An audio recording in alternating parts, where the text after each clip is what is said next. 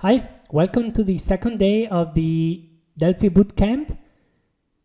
Today we will focus on the Delphi language, the programming language behind Delphi, also known as Object Pascal. The information is at the link that you can see on the screen, 2016 Delphi Camp Day 2.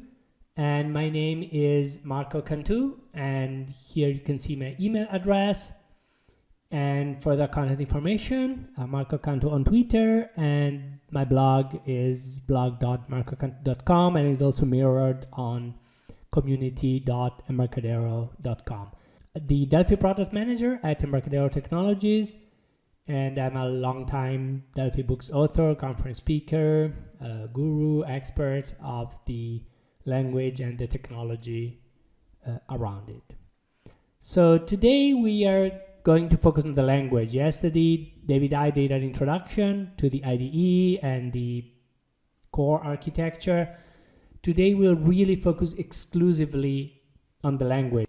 And the idea will be to try to start really from the basics and compare the core Pascal and today's modern Object Pascal with other programming languages. So rather than trying to focus on each and every feature, because that will take days, I'm just mostly trying to compare and contrast with how other languages implement similar features, or at least underline what are the differences, peculiarities, and specifics of Delphi and Object Pascal.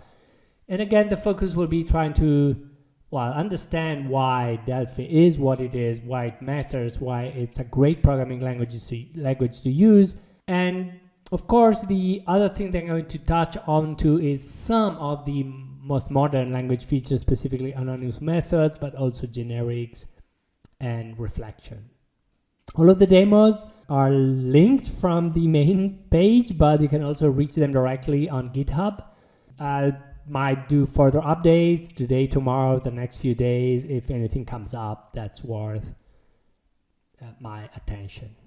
So let's start with the Delphi language today. And again, you can call it Delphi language, you can call it Object Pascal. Today's modern Object Pascal is quite different from the old-timers Object Pascal, which is in turn different from the old Turbo Pascal and other Pascal languages, although there is a heritage that actually it's quite significant. The fact that you can compile some very old code written even before object-oriented programming exists and Windows existed into today's modern multi-target operating system is actually quite a significant element of the overall language and its evolution.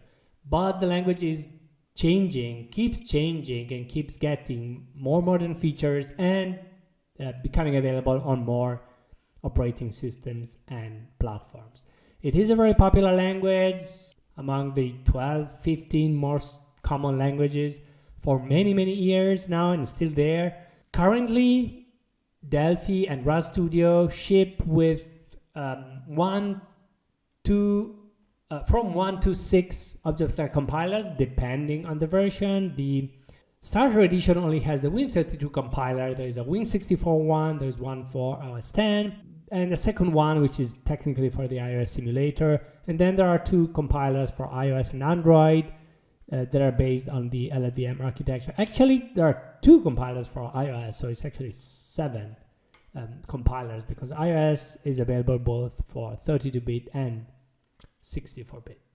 So we could spend a lot of time on the history of the language, how we got there, but I'm just jotting down 4 dates. 83 is when Turbo Pascal started. It's kind of the foundation of Pascal as a widespread language. 95 is the year that Delphi as a language was introduced. So modern the beginning of Object Pascal as we know it today, from Borland and then Embarcadero, which evolved later, and the most important year is 2009, with the introduction of features like generics, anonymous methods, and reflection that we're going to focus on later on.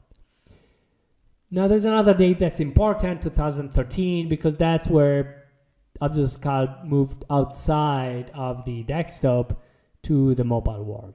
Now, going back to the second day, 95, the thing I wanted to point out is that's an interesting year. It's the year that a number of programming languages became public. Not only Delphi, but Java, JavaScript, PHP, and Ruby. And that's quite interesting because I often hear things like, oh, Object Pascal is old. I mean, not like JavaScript, not like Ruby, not like PHP, not like Java. And it's exactly as old as any of those 4 languages. So all of these languages have 20 years on their back, which doesn't mean they're good or bad. It means that they have gone through some interactions, they are certainly mature, they are robust, they might or might not, depending on the language, provide lots of backwards compatibility, but they're all relevant languages in today's landscape. So as I was mentioning, you can find actually way more than what I can cover in this webinar in the handbook, the Object Pascal handbook. It's over 500 pages. You can download the PDF with the starter edition. That's free. So they're both free this week. It's available on print if you want to buy, have the big tome, the printed version. Amazon has it on most international locations besides Amazon.com. So having done this introduction, let's start from square one, from the real basics of the language. And yeah, I know that some of you listening would have like years and years of expertise with it, but this webinar is not meant only for the expert, it's meant for everyone. So I'm really trying to start from the basics. Now, it might be that even the experts can learn a few tricks here and there. What I'm going to do is, I have slides, but I'm going to spend the minimum amount of time on slides and really spend most of the time writing code, looking at existing demos in the Delphi IDE. So the first point is that's quite of a specific feature of Object Pascal, specifically compared to the curly brace languages, C, C++, Java, JavaScript, and C# and others. It's the fact that it's readable. The structure is readable. The fact you have to type begin end rather than braces, it takes a few extra keystrokes, but ends up being pretty handy and pretty nice in terms of overall readability. The fact that operators are called and or not, mod for module, rather than some sequence of symbols can really makes the source code extremely readable, more English than anything else. Or even some of the statements, the fact that you write a for loop clearly indicating where it starts, where it ends, and you don't have to stop thinking about the different elements of your within your parentheses. That's really, again, a point of clarity and understanding. Now, there is another thing that's part of the readability that's more related with the code structure, and we'll get to it in a second, it is the way that code is written within a single file. There are languages that are really strict in that everything you declare you have to immediately implement. There are other languages that are extremely loose, like C or C++. You need to make that information available to the linker somehow, but the way you structure the code in terms of files is completely free.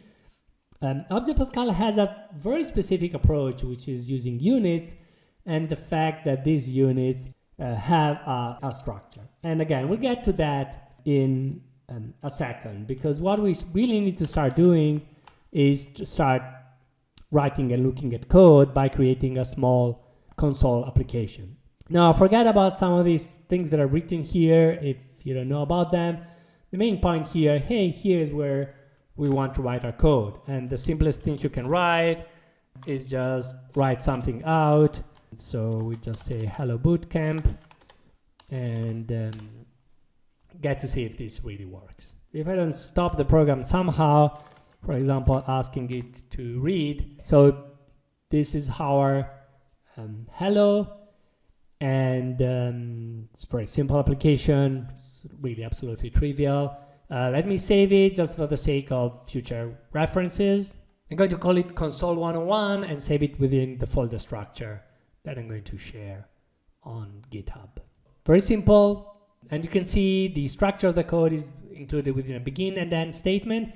This is a very particular one. The program is like the main part of the application. It's something you generally don't touch, as we'll see in a second for visual applications.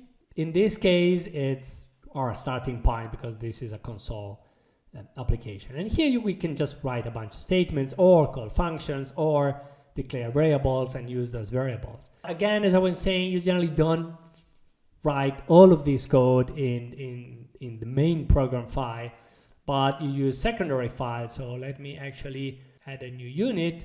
This is a secondary module, and just call it unit 1 for the sake of the demo. The interface portion of the units is where you declare some things to be available. Let me create a very simple procedure and call it hello.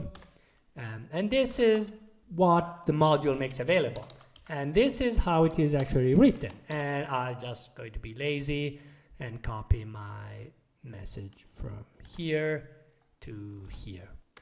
And then now what I'm going to do in the main program is call my hello procedure, which is like a function. For other languages, just a procedure is a function without a return value. So now I have a more structured application where the bulk of my code resides in this unit, and the main program just has the core structure or core architecture. It's not a different behavior, not a different type of code, but we've started going towards having a little bit of structure. Now, let's look at the structure of this unit. A unit has a name. Interface is the first part of the unit. And basically, it's a list of data types, procedures, functions, variables, and other features of this unit that you want to make available to other units and to the main program.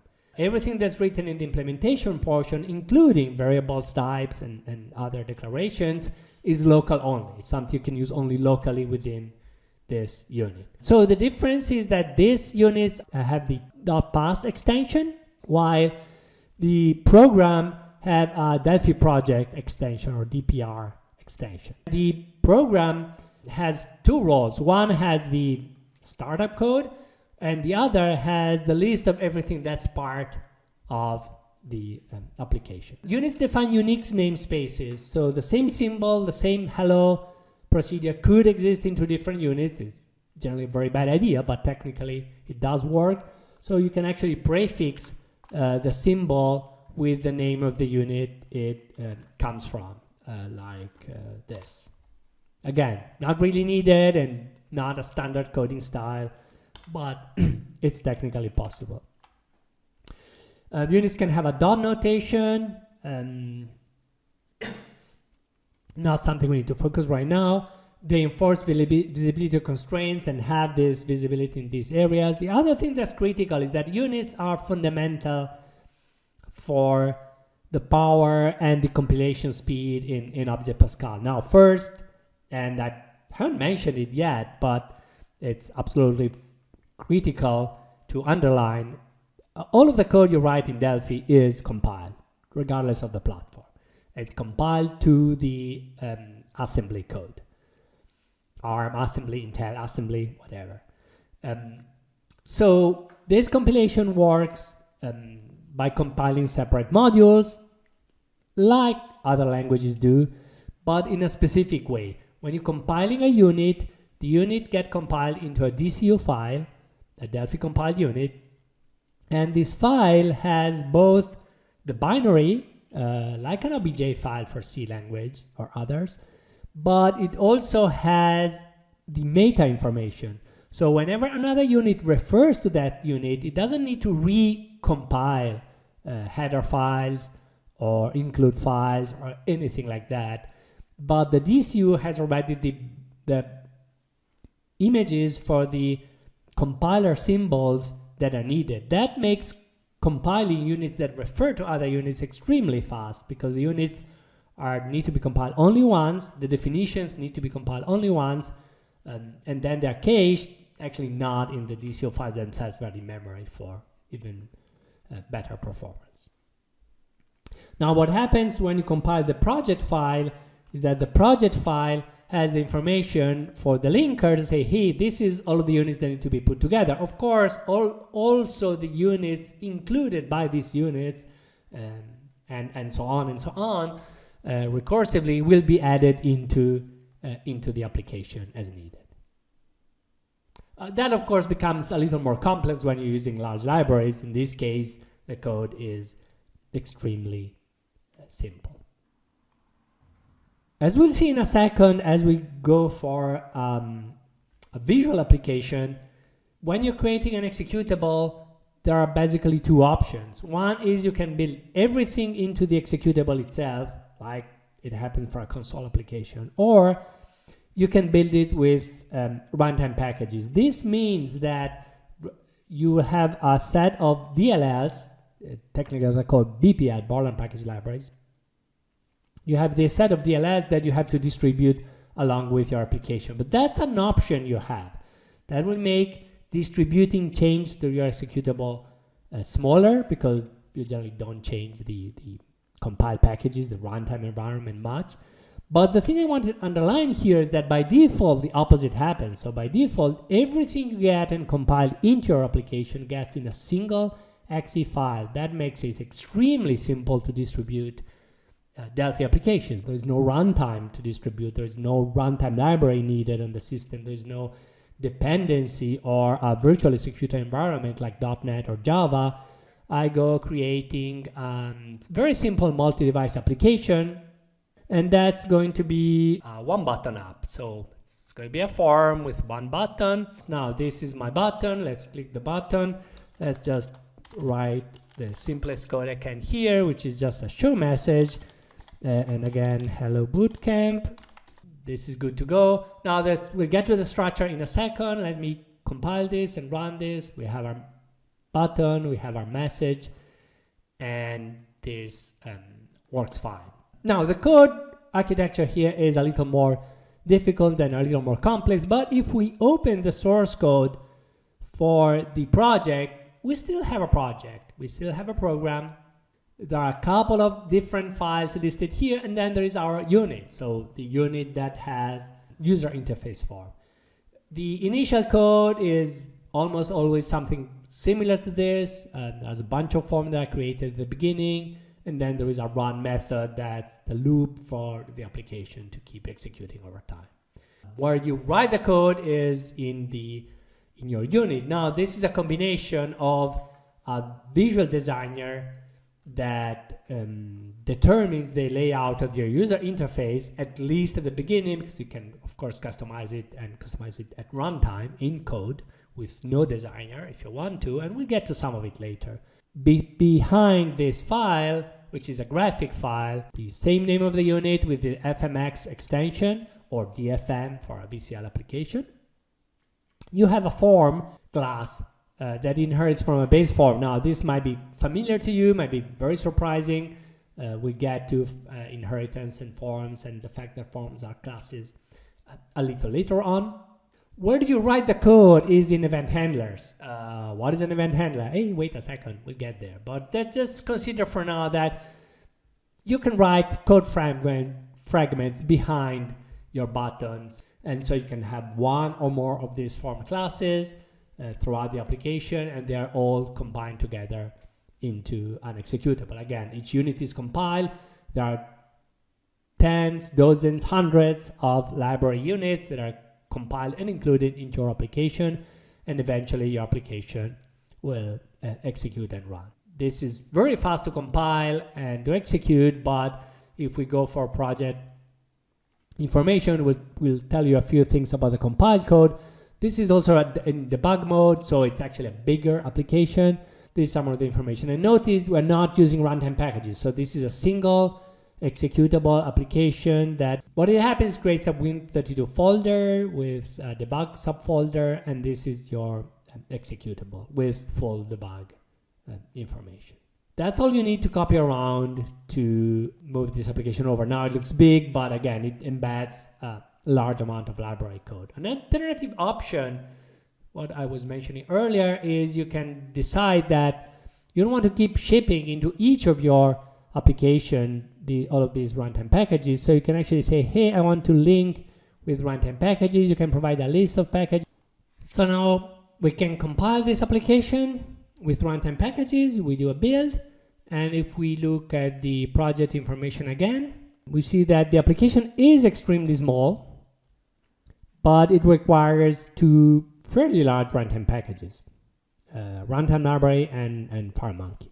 Now again, if we look into open this in Explorer, with 32 debug, you can see this is really small, but it's not self-contained. So you can pick either one or the other. There's no difference in the way you write the code. You can just move from runtime packages to having a single monolithic application as you prefer. This is one way to create commands, as you can see, curly braces. Another way is to use double slash, like C or curly brace languages. Another thing that's absolutely important to consider is that the language in itself is not case sensitive. So you can type show message with the S and M lowercase. This is still going to compile work also at runtime. There's no runtime check. Everything is checked at the design time. So let me start delving into some of the real meat of the language. The first is that everything is in a type, and everything is a type, and types are the foundation. Object Pascal is strongly typed and type safe, with very limited exceptions. There are ways around it on purpose that they're generally strongly advised not to use unless you know what you're doing. But in itself, the language is very rigorous in the type check. There's a reach-based type system, not just the standard reach-based type system with numeric values, characters, strings, floating point values, booleans, but actually there are some distinct and specific features that are part of the type system. We'll get in a second to looking at what's exactly an ordinal type and what are enumeration sets. So let's start delving into the type system a little more. And to do that, I'm going to open a group of projects that are part of the first part of the demos that we're going to look into today. So the starting point will be looking at this integer type, and specifically using the integer type to go onto and over ordinal functions. What's an ordinal type? An ordinal type is a type that has an order, meaning a sequence. In an ordinal type, you can increase a value and get to the next one. Like floating points don't have a next value because it's logically undefined. But an integer or an unsigned integer of this size have the concept of next value. And you can get that using increase. You can also pass a second parameter, which is increased by 10, or by 10 position, or by the numeric value of 10. In this case, the two things technically match. Types have also a concept of high and low, so the lowest possible value. And let's actually run this and see what it does side by side here. Oh, oops. Yeah, sure. There is an error, but the error is actually by design because I've increased the value by high, which is the largest possible representation, and by doing so I've gone into an overflow scenario. Now what's important is that this overflow scenario is not an absolute thing, but it's something you might want to check that you have enabled in the compiler options, specifically the runtime check. There is overflow checking, there is range checking, there is input output checking. The reason these are not always compulsory is that, well, they take time, but it's generally a good safety net to keep all of these runtime checks enabled. Now I'm going to comment this operation that was faulty, although we can as well, and we can stop and re-execute. And now let's look at the rest of the code. So low is 0 because this is an assigned value. Increasing, we get to 1. Increasing by 10, we get to 11. And yes, 11 is odd. The other thing that this demo highlights is the fact that in modern Object Pascal, you can use helpers, which is a way to extend existing classes, as we'll see later, that can also be applied to some of the intrinsic data types.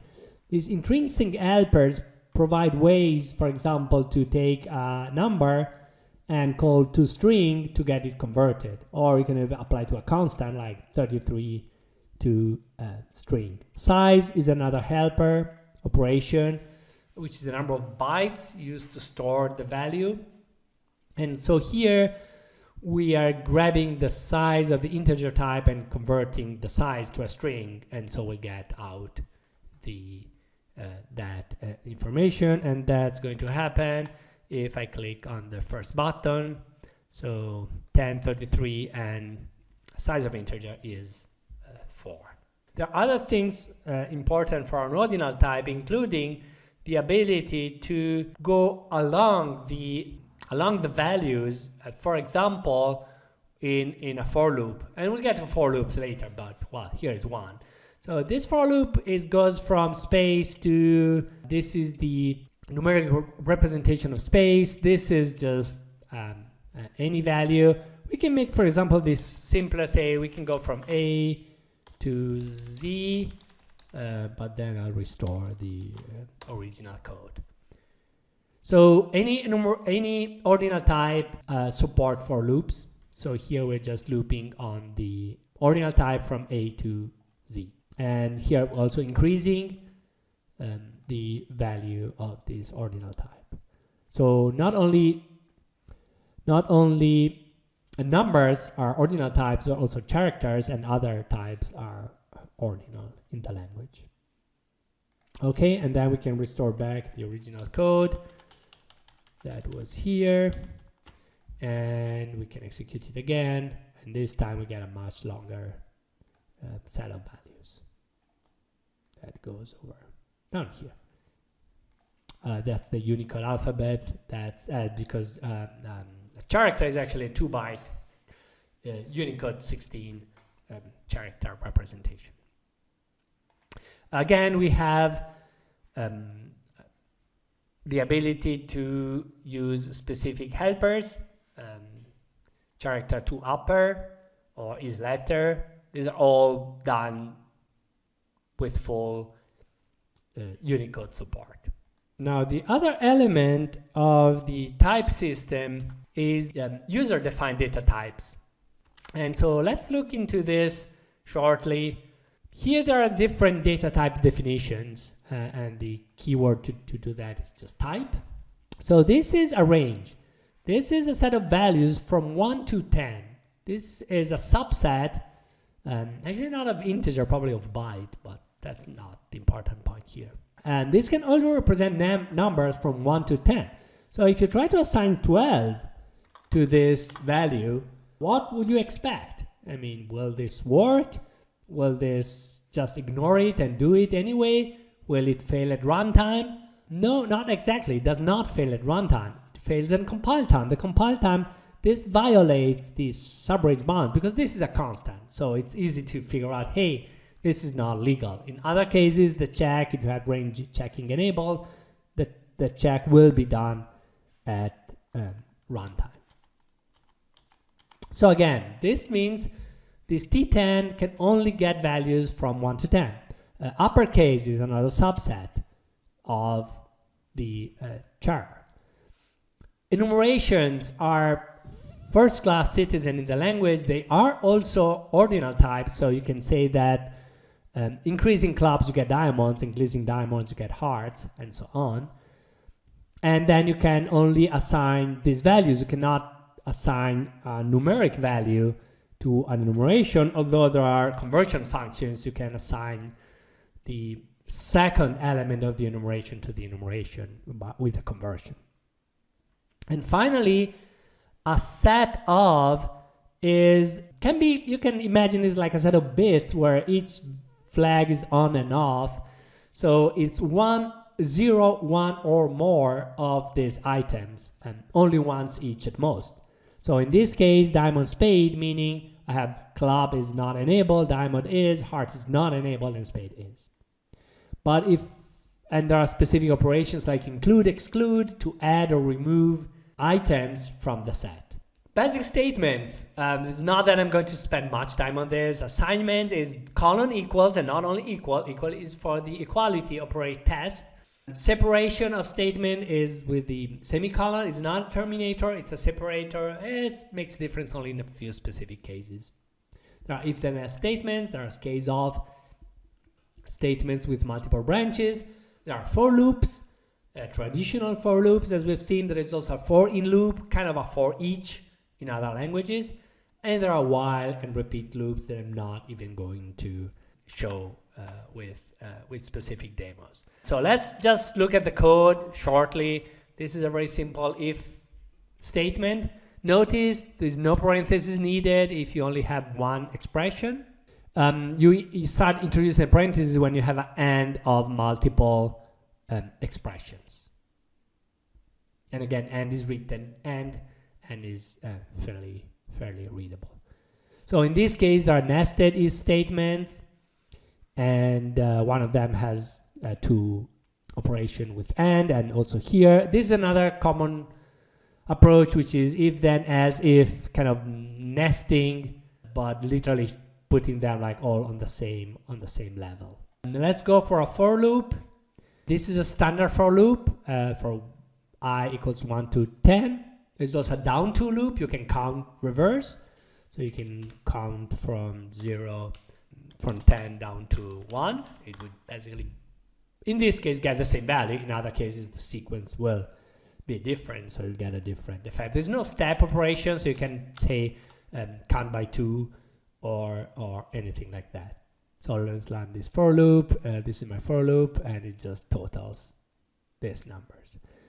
The second one is a loop that goes from A to Z and shows each of the characters. Similarly, you can do a for loop from the first to the last value of a string, from the lowest to a highest element of a string, and go over them, hello space world. But in this case, what you really want to use a for in loop for each character in the string, show the value. And again, it's the same exact result here that we just had above. So the for in loop can be used on few native types like sets, strings, but there is a way to define a for in for each user-defined type, records, classes, and many others, and many of the system classes, all of the container classes, and many others define their own for in enumeration. So the loop can be applied actually to a pretty large number of data types. Functions or procedures, the difference is only if there is or not a return value. By definition in Pascal, a function is called function only if it has a return value. If not, it's called a procedure. The fact that there are two keywords is a bit odd at the beginning, but it's not terribly difficult to get used to. Global functions are still supported. You'll generally use methods, which are functions associated with classes, as you probably know. But global functions in itself are part of the language even today. And both types of functions, globals and methods, offer overloading, offer default parameters, have an open array parameters, the ability to have an undefined number of parameters. They provide support for nested functions, and they have inlining, which can significantly improve performance. How you define a result of a function is by using the result special keyword or the function name, or as a bonus for C language programmers, using exit and passing a return value, which is kind of using return statement. So let me show you a couple of short demos around functions, specifically an example of overloaded function. So here there are a bunch of global functions. The show message This is an overload, and so I can have another show message as long as the parameters are different, and a third one as long as parameters are again different. Here is another add function that is overloaded, has the parameters with the reverse sequence. This is another function, new message with overload, and this also has default values. So you can omit the last value, and you can omit two values because they have default value specified into the declaration. So you can call them without those extra parameters. Only one or two or three parameters calls. Again, there are lots of details around here that I really don't have time to delve into. More data types. Dynamic arrays are cornerstone, although traditional static arrays are still supported today. Records, or equivalent to structures, have a lot of extended features. They can have methods, but only non-virtual methods. They support operators, overloading. You have a lot of control on the physical layout, but that's not something I'm going to touch on too. And they use a traditional memory allocation system, which is one of the main differences with classes. The other is the ability or not to have inheritance. Other data types is string type. It's an extremely efficient Unicode type. And yeah, the language even has got pointers. So let's try to go through some demos of these features. This is a very simple example of record. This is a record with methods. So nothing too surprising here, but it is a bit. Again, functions or procedures that are associated and can access to the local data directly. And the fact that you have methods and data is generally combined with the fact that some of the data can be private, so I have limited accessibility to the outside code, while of course the local methods can access private fields. And public, meaning this is something that can be used from the outside. Okay, here is there is a simple method declaration, just doing something and calling one of the methods. Here is another very simple sample, creating a record, assigning some values, and then calling a method on the record. Notice when you're calling a function on the record is copied. So if you want to get a result, you can assign to the resulting value and then grab the result of the function call. The other option is to pass the parameter by reference and be able to modify the parameter directly in code. Now, this is a big difference because objects in Object Pascal always behave like references. So records and objects have a different memory structure, memory layout, and memory behavior. That is quite important to have a good idea of. Again, these are the methods of the record. They can just access the local data. And what else is important here? I'd say that mostly what I wanted to show. Let me spend a little extra moment on this other type example. This is a point record with operators. There is an add operator. An add operator is defined with this syntax, class operator add, but when you invoke it, you end up invoke it by just calling plus. So using the symbol, it's defined with the extended name of the operator, but it's of course invoked only using the operator. So a plus b adds these two records, but how comes I can assign this numeric value to a record that should be incompatible? Well, it's actually not, because here I've defined one other very important operator, which is called implicit, which allows you to do an implicit data type conversion. It's a data type conversion that you don't have to spell out with a typecast but it's done automatically, like it happens here. This converts an integer to a record. Here at the opposite, I've used an explicit operation to convert a record to a string, and so I must use the string cast to convert to ask for converting the string back, the record into a string, and then display it.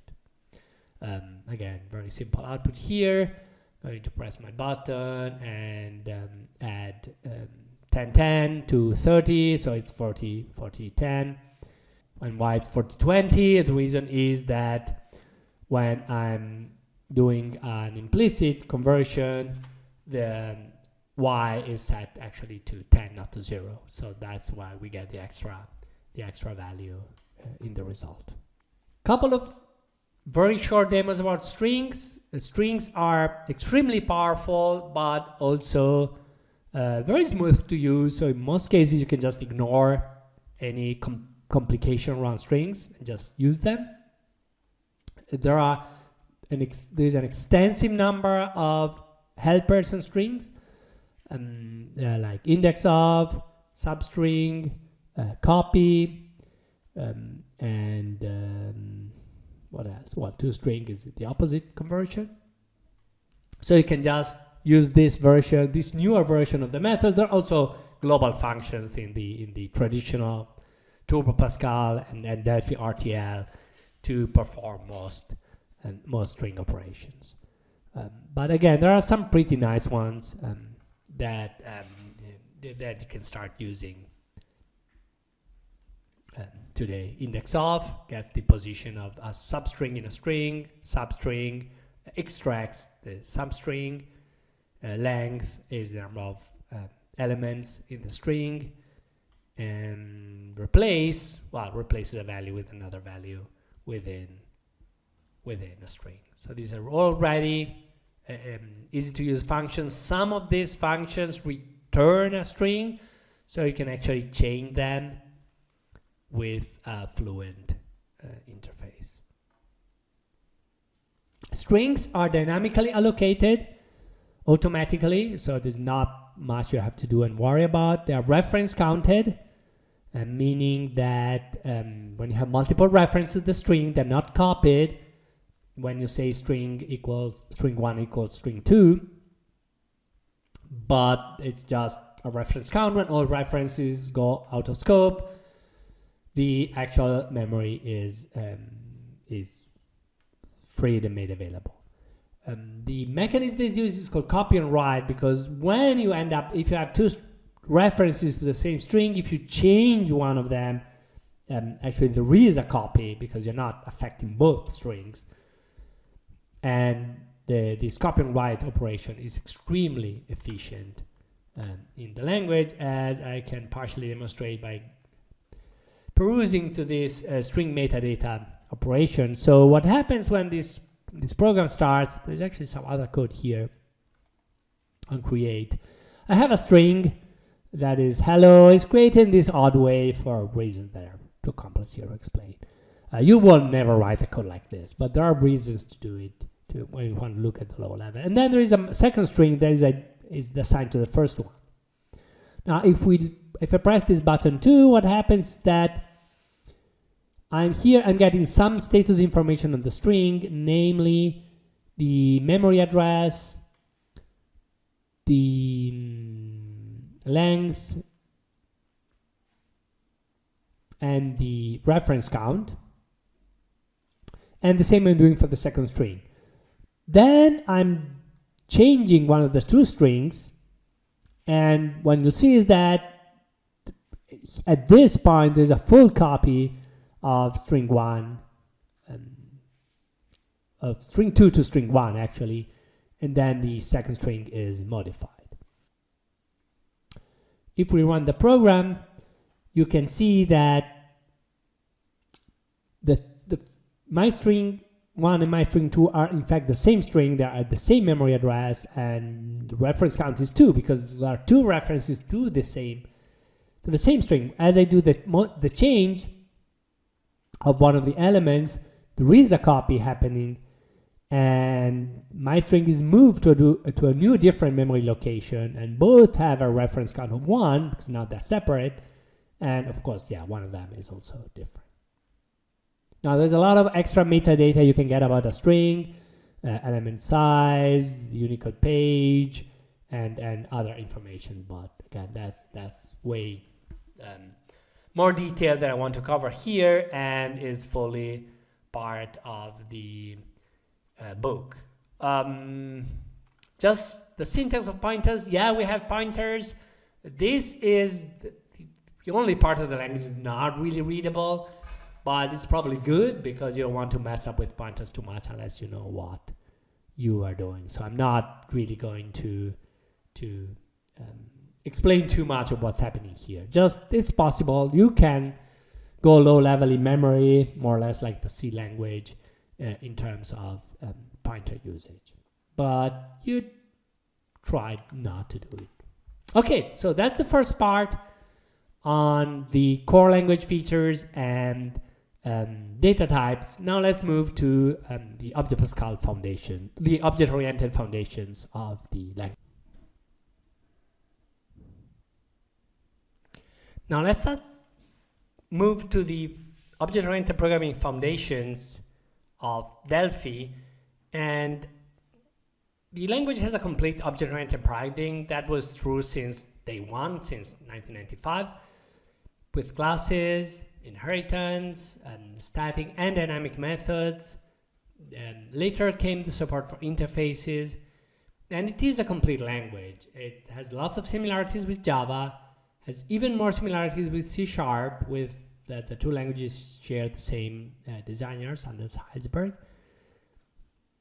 And although there is a big difference that the code in Delphi is completely compiled and there's no runtime support or execution environment like C# and Java require. So on one side it behaves more like C++ in terms of being compiled, but in terms of language and the object model is extremely similar to Java and C#. For example, the object reference model is basically the same. Now there's another area of the language that's integral part of the object-oriented programming model, but it's not shared with as in the same way to some of these other tools, which is the support for the rapid application development paradigm, the support for properties, events, the support for published interfaces, for streaming, for class references, for virtual constructors. I'm going to show some of these features, although not everything in detail, because these are some of the cornerstones that kind of highlight the difference between Object Pascal and other languages in the same family as part of the same model. So let's actually start looking into some of the features, and again then move to the more relevant differences to other object-oriented languages. The fact that versatile method require override, that's the same as C#. The property abstraction is implemented differently because it can be mapped to fields or to read-write methods. The presence of named and virtual constructors is pretty unique compared to other languages. And shared features are sealed classes, final methods, nested types. And then another very specific things is class helper. So we're going to go over all of this. And let's start with looking into a very simple class. Again, there's not much to say here. There is a class, there are two overloaded constructors, same name, create, but create is only a name. The fact is constructor is what's relevant. Again, we can have multiple constructors. I could have called this create new because it's just a procedure name, although create is by far the most common. You can have, again, overloaded method. You can have functions, which are method returning values, or procedures, which are method not returning values. So the implementation here is pretty trivial. I'm not going to get too much of the details. of how you write a class. But that's the idea. And the implementation is a date time, which is an internal floating point to represent dates and times. So that's the simple code, and yeah, I think I can run it, but it doesn't show much. It just goes to day, can set the date and other things. Now when you have, this is another class and shows the structures and constructors and resource management. So this class has a reference to the other class. Now given the class has a reference to the class, and Delphi hasn't got a garbage collector, you have, well, to create the object of this specific, the nested object in the constructor, but also have to write a destructor and remember to free that object from memory, or you'll have a memory leak. This is not required for components and other objects that are managed automatically. There are many cases, but in general, I mean, there is some concern that you have to keep onto memory management because it's not all automated. The advantage is that it's fully under your control, so you know exactly when memory is allocated and made available compared to garbage collected languages. And also there's no background thread or other operations like this. But anyway, so that's model. And again, when you're creating an object, you create the object, you use the object, you free the objects, generally with a try finally block, but that's a separate issue. What else? Actually not much for this demo. Now the important thing is that, yeah, here we just created an object and use the object. But as you actually can figure out, when you are creating a form, the form is a class, or even an inherited class.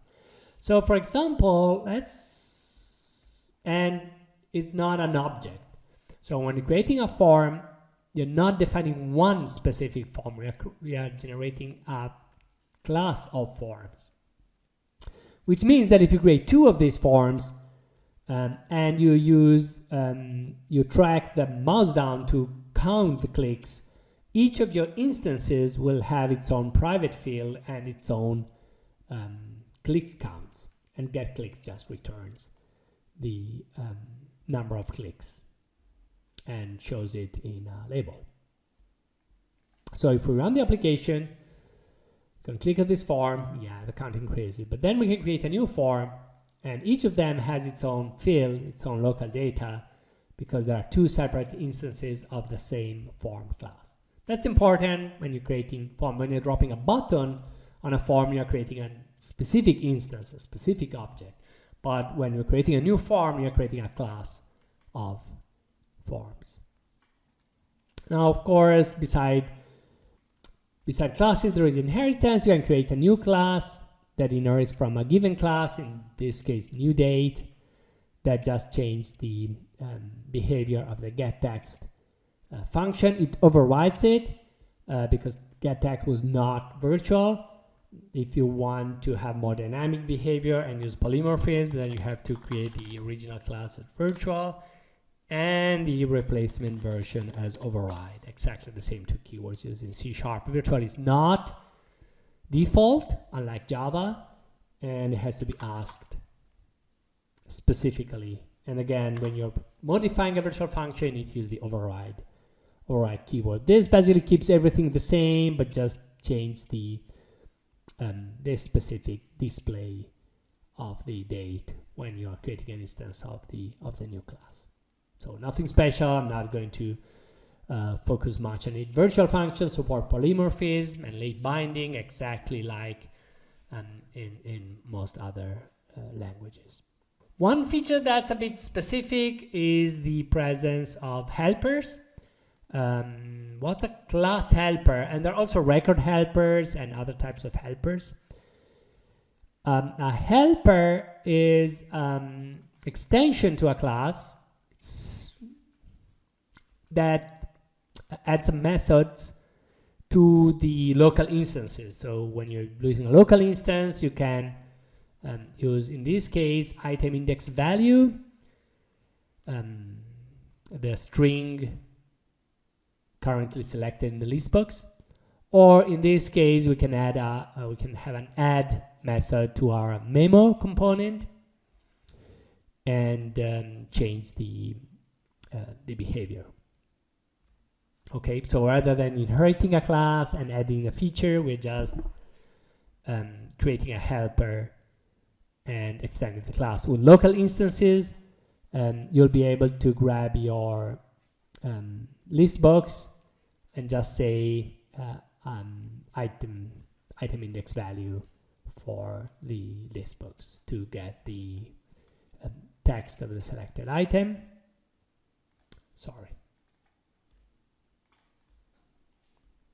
To get the text of the selected item and, well, add it to the memo. Okay, so again, helpers are powerful, although they do have limitations, like only one helper can be active for each class, and the last wins. And the helpers are also defined for records and also for, as I mentioned earlier, for intrinsic types. So helpers are specific features. Properties are also a very specific feature. Properties are generally seen as a way to extend components, but in this case, I've extended the previous click demo and added a clicks property. A property, as I was mentioning, can be mapped to fields, like in this case, the private field, or to methods, setters and getters. And of course, the parameter has to be compatible, or it won't compile. Set clicks just goes changing the value and has a side effect of updating the status text, which is another property that describes the text of the click status. Basically remaps the content of label in a more abstract way. The properties are an abstraction that is absolutely critical to the Object-Pascal language and to the designers, because what you see here in the Object Inspector are the published properties that can be recognized and listed at runtime. Here we do have actually a form running as to grab the properties of the form, and as you put a component like a label, you get the properties of the label. So the entire RAD model, rapid application development, is based heavily on the properties and other languages extensions. One of the properties, a specific type of properties are properties that have that are actually references to methods, and these look fairly complex, but these are what is called an event. So what happens when you have a button and you handle the onClick event of the button? Actually, what you're doing is you are assigning to the onClick property, which is basically a reference to a method, and the IDE basically just creates a new method as part of the hosting form, and the method is assigned to the onClick. Now, the same behavior you can do in code. For example, here, when I press the button, I change the behavior of the same event handler, button test of onClick, and assign another method.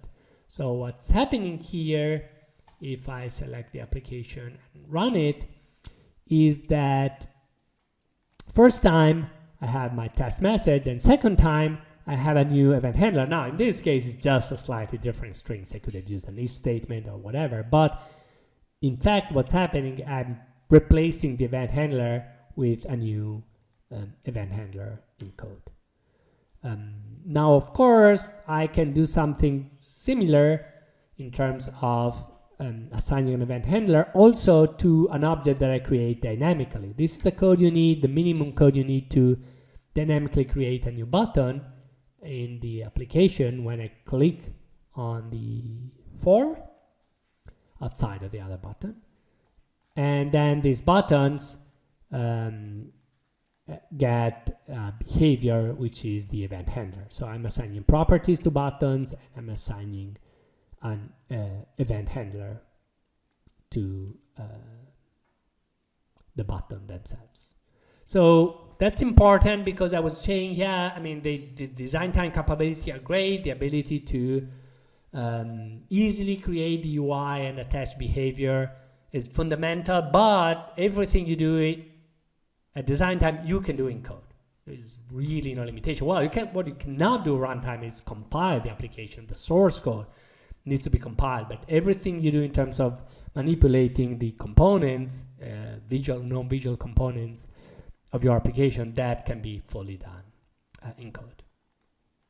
Another feature that's tied to that is the concept of class reference. What's a class reference? A class reference is just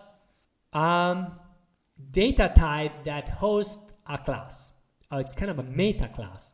So in this case, for example, I have t-control class, which I've defined as class of t-control, which is an existing class of the system. And then I have a local variable control type of type t-control class. So in this variable, I'm not storing an object. I'm storing a class for the object.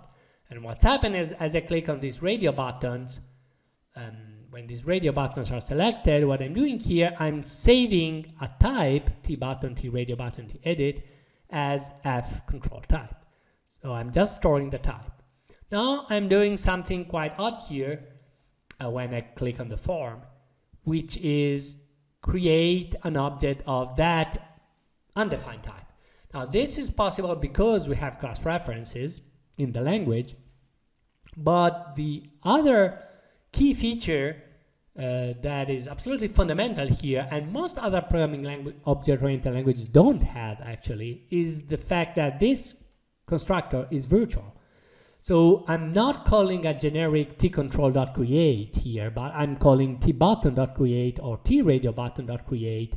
So I'm calling the specific constructor of the specific class and not a generic, high-level one. That's a fundamental feature that's absolutely critical, for example, for all the streaming and layout mechanism that's used in the system. And also saves you a lot of time because it basically implements class factory pattern in the language by using class references and virtual constructors. So let me show you this in code, but it's actually not so odd. Radio, and now I'm creating radio buttons, edit, and now I'm creating edit boxes with this same piece of code. So that's some of the power of the language that's at the foundation of the run model in Delphi. Now let's move to something more interesting for the object-oriented purists, which is the ability to use interfaces. Not that I can really spend a lot of time on interfaces, honestly. Here are two interfaces that are defined, and there are two classes that implement the interface and also inherit from a base class that provides the boilerplate code for interface management, including type checking and add and release references behavior. Interfaces in Object Pascal are a bit odd. They're originally mapped after the COM IUnknown model and still have some remnants, like the fact that they need a UID to be fully functional. You can get those with a shortcut key. So they are slightly different than and less pure, if you want to say, than other languages, but they're also great in terms of Windows programming because you have full power of COM built into the programming language, which is not bad to have at all. So here in this case, I have these interfaces, Walker and Jumper, with methods. Of course, interfaces don't have any code behind them.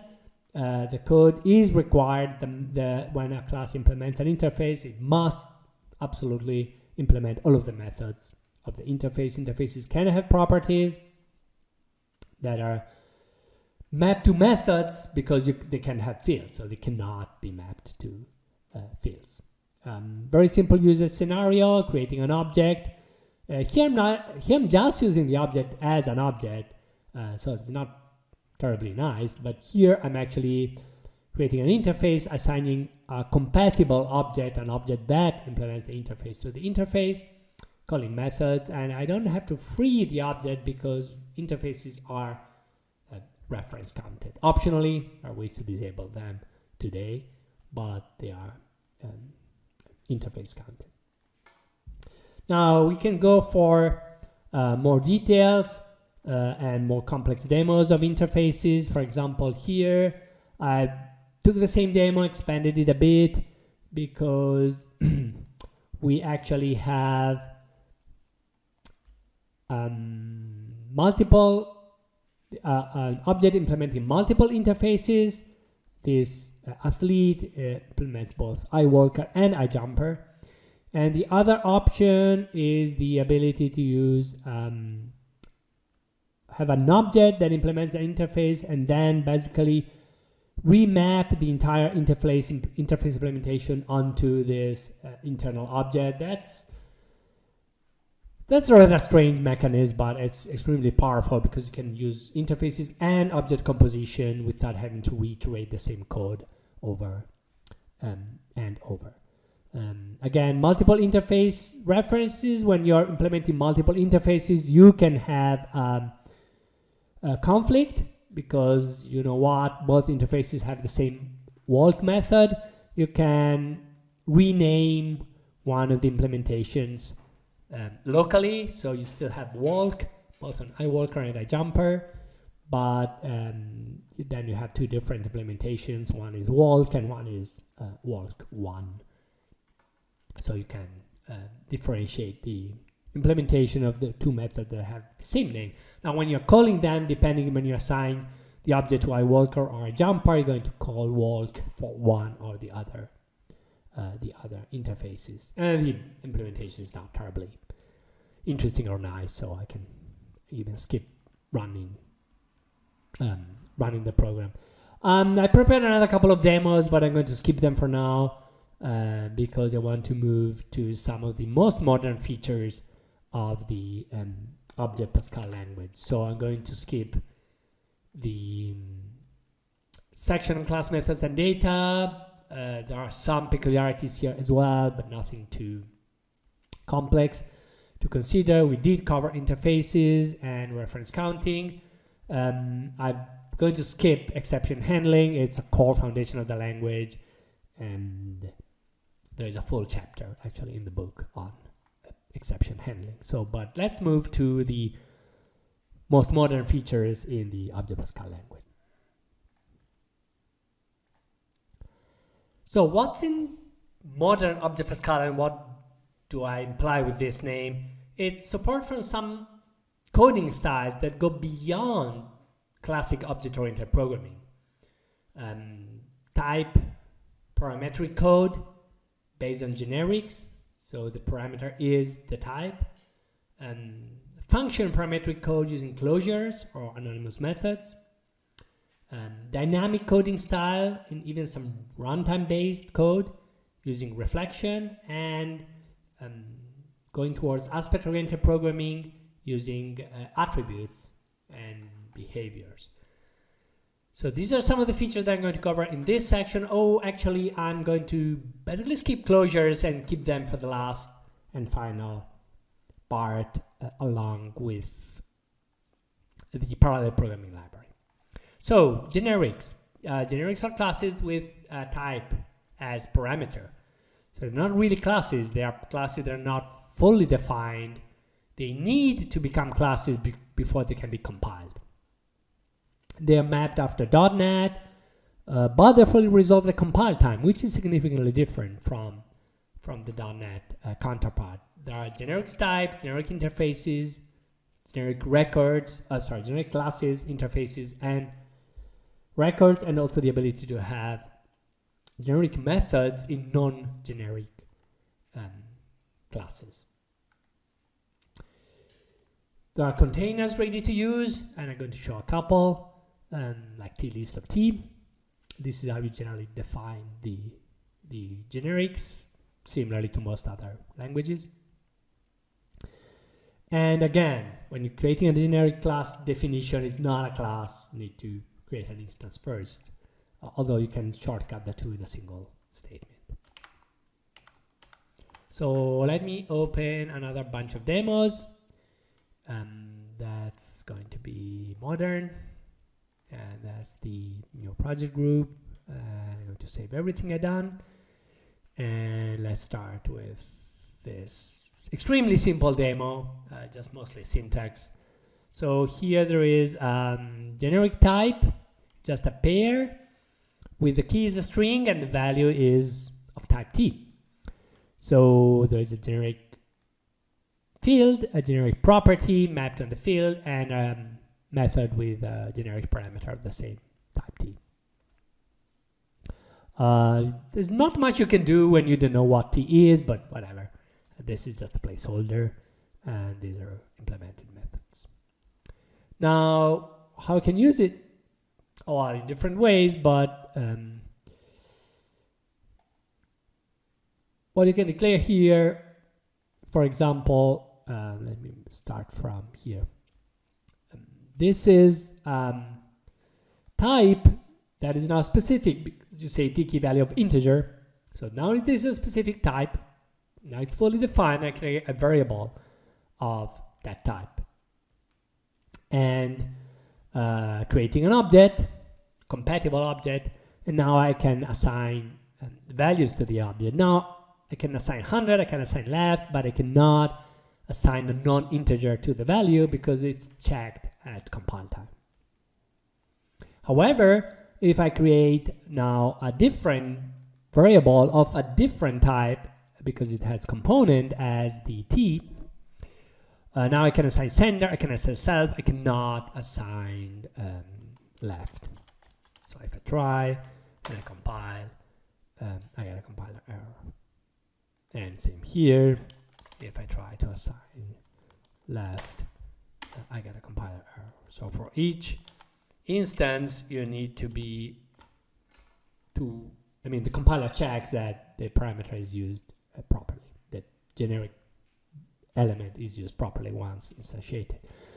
In the form itself, I have another variable. This is at the form level. That's based on T button, which is a specific subset of components. So now I can assign only a button to the button. And there isn't much in this code that's worth looking into. Now a demo we can look into a bit more is this demo of string versus dictionary.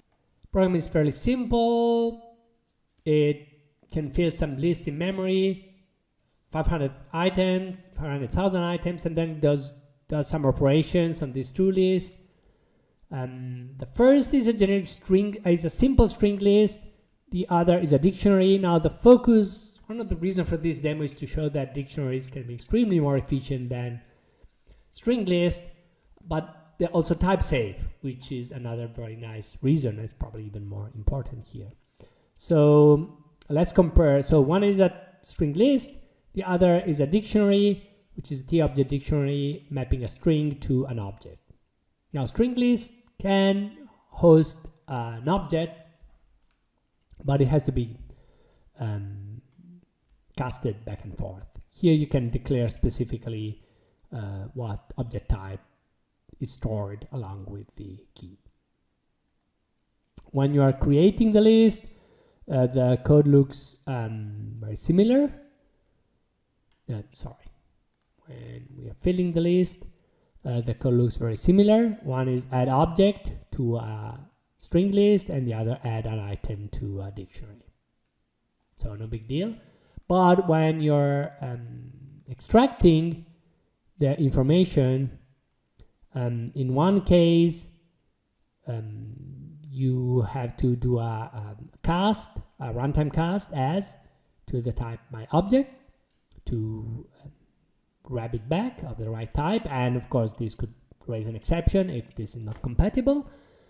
On the other hand, the code that uses dictionary just gets the object straight much more easily and faster. But also there is no runtime check. I mean, because we could only add TMI so we can only extract objects of that type.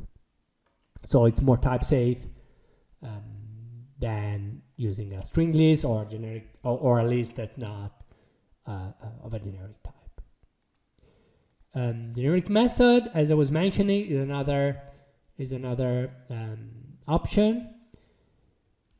Again, this class is not a generic class, so you don't have to create an instance. You just create, I mean, you can create an instance, but the instance is not tied to a specific type. So what happens here, you need to indicate the type when you are calling the method. So here I'm saying, hey, I'm calling this with a string, and you know what, the type of the parameter needs to match the declare type. Okay, the good thing is that this can be inferred, so you can only say hello or 122 or button, and this is also going to work. Now, there's not much this can do not knowing the parameter. What it does is it extracts the type information of the parameter using something bordering the RTTI that I'm going to explain next. This gets string, that's integer, short integer. So there is actually a difference here from this call to this call, because 122 being a small number is considered a small integer rather than an integer because it's a constant. But again, the concept is somehow similar. These are calls you cannot do, mismatching the types. So yeah, I mean, I could have spent like hours on generics. This is really a short introduction, but honestly, in most cases they behave in ways that are similar to what you'd expect from other languages. RTTI, runtime information was already available in the language since the early days, but it's been greatly enhanced. Specifically, there is a unit called system.rtti that lets you easily interact with the RTTI system. For example, here, what I'm doing, I'm getting the type. This is actually an object that represents the type of a class, tButton, and I'm going to see if tButton has the toString method, and then what I can do is determine the parameters of this method and invoke the method passing the parameters. Or in a different case, I can get to the property by name, by string name, and get the value of the property for a specific object and show the value. So accessing properties, accessing fields, accessing methods with or without parameters, this can all be done dynamically in code, as long as there is public information available, which means this information is available for all fields and for public and published properties and methods by default. So this is reading the values. And so if I press the invoke button, executing the toString method, I get back the class name and the caption and the text value. But if I do show, I'm actually calling the show button, the show event that displays here directly. So I'm not basically like calling show here, but in code, and I'm getting back this hello string in the memo, because that was the effect of calling show for the form. So that's kind of the simple idea of RTTI. When you have RTTI enabled, you can basically have a list of types, this context record that can instantiate to call get types. This is the list of all types compiled into the application. And then we can go have a for loop and go through the types. And if it's an instance, so meaning if it's actually a class, display the qualified name. So these are a list of all of the classes that are compiled into the application, and there are quite a few. And for each of them, you can actually click one and get the list of the properties, methods, and fields. Not that I'm going to show you exactly all of the code here, but that's the concept. So there is a full navigation throughout all of the classes compiled into the application itself through the RTTI, the extended RTTI. So you can navigate what's in the code, but the other thing you can do is you can decorate specific elements with attributes.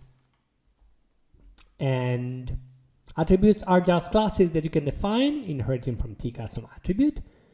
And once they're defined, you can put them in square brackets to decorate any symbol, a class, a method, or almost anything else. If the attribute has a parameter, you can pass the parameter when you define the attribute. It can also have a default value, so the parameter could also be omitted. Now, what's the advantage of decorating these symbols with attributes? I mean, there's nothing generated actually in the compiled code, but this information ends up into the RTTI. So for example, what I can do here when I call one is check, if the type of the current object in my class has attributes, and if the attribute is a value attribute, actually extract the value of the value attribute. So again, get attributes, give me the list of the attributes for a type, and then I can navigate. Similarly, I can get the type, get the list of the methods, and then check if any of the methods has a given attribute. This is just a helper function here that matches, that goes through the list of attributes looking for a specific one, because there can be more than one attribute for the method. So if I run the application, it's not terribly useful, but this is the attributes for the class that we can actually see here, simple and value 22. We can see that one method has the simple attribute, and both 1 and 2 have one attribute. And then we can also go back and do an invoke. And in this specific case, I'm invoking only methods that have the simple attribute. And okay, I'm going executing the equivalent of the first button. Now, there's a lot around attributes and the ability to create algorithms that change the behavior depending on the presence of an attribute and its value. What I'm going to show here is a kind of realistic example of attributes used to identify functions rather than using inheritance and using the same name, virtual and functions, and overriding them. What I have listed here is a name. There is an attribute say, hey, this has the description. This function returns a string with a description of the object, and this one returns an ID. So it's called getName, and it's also getName also in this other completely separate class that's also marked with the same description attribute. But to get the ID here, you call getStringCode, and here you call getID. Not that it matters, because you can write some general code that would go through the list of, this just creates a list of objects, fine. Now in this code, what I'm doing, I'm going through my list of objects. I'm checking if the object has the type, has the description attributes. If not, I'm just ignoring it.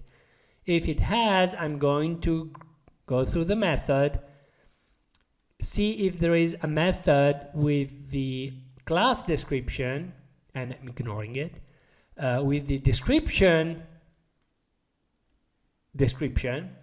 and I'm invoking the method to read the description, and the ID, and I'm invoking the method to read the ID. So I'm reading the ID from this object, not depending on a method name, but exclusively depending on the attribute that's set to one of the method. Again, either getID or getStringCode.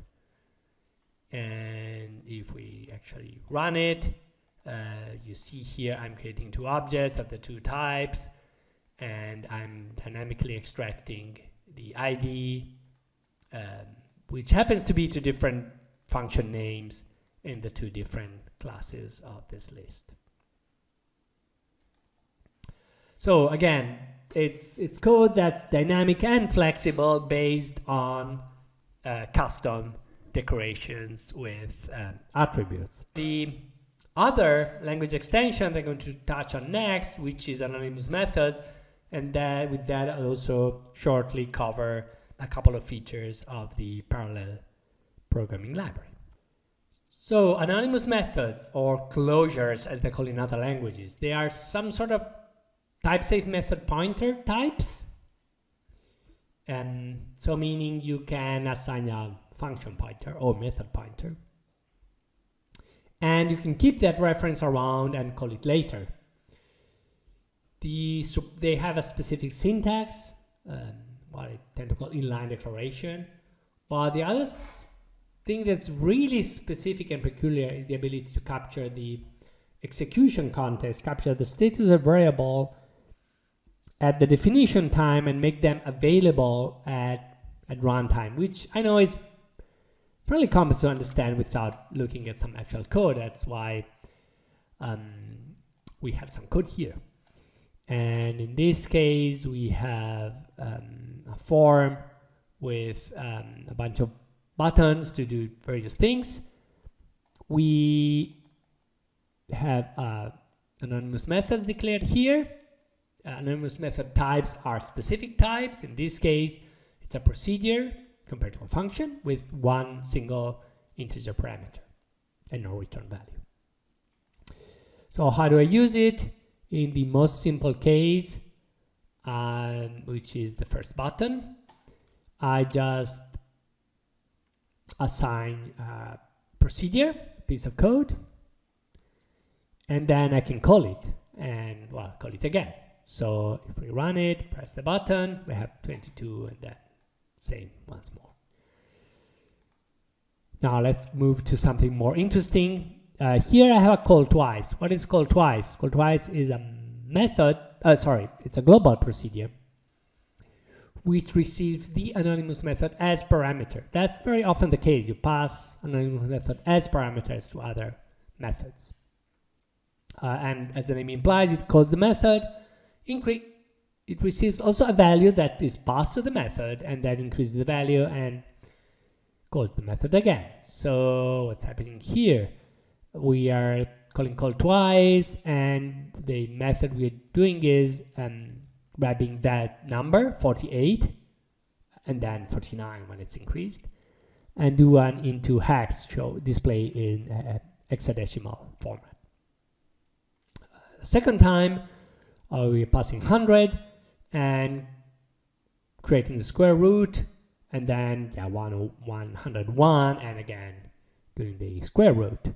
So let's run it, and so we have 30, which is 48 hexadecimal 31, and then 10 and 10 plus point something, which is the square root of 101.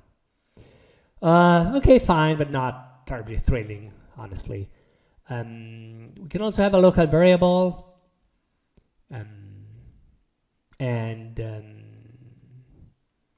like a number. There's a local variable here, and use that local variable within the code.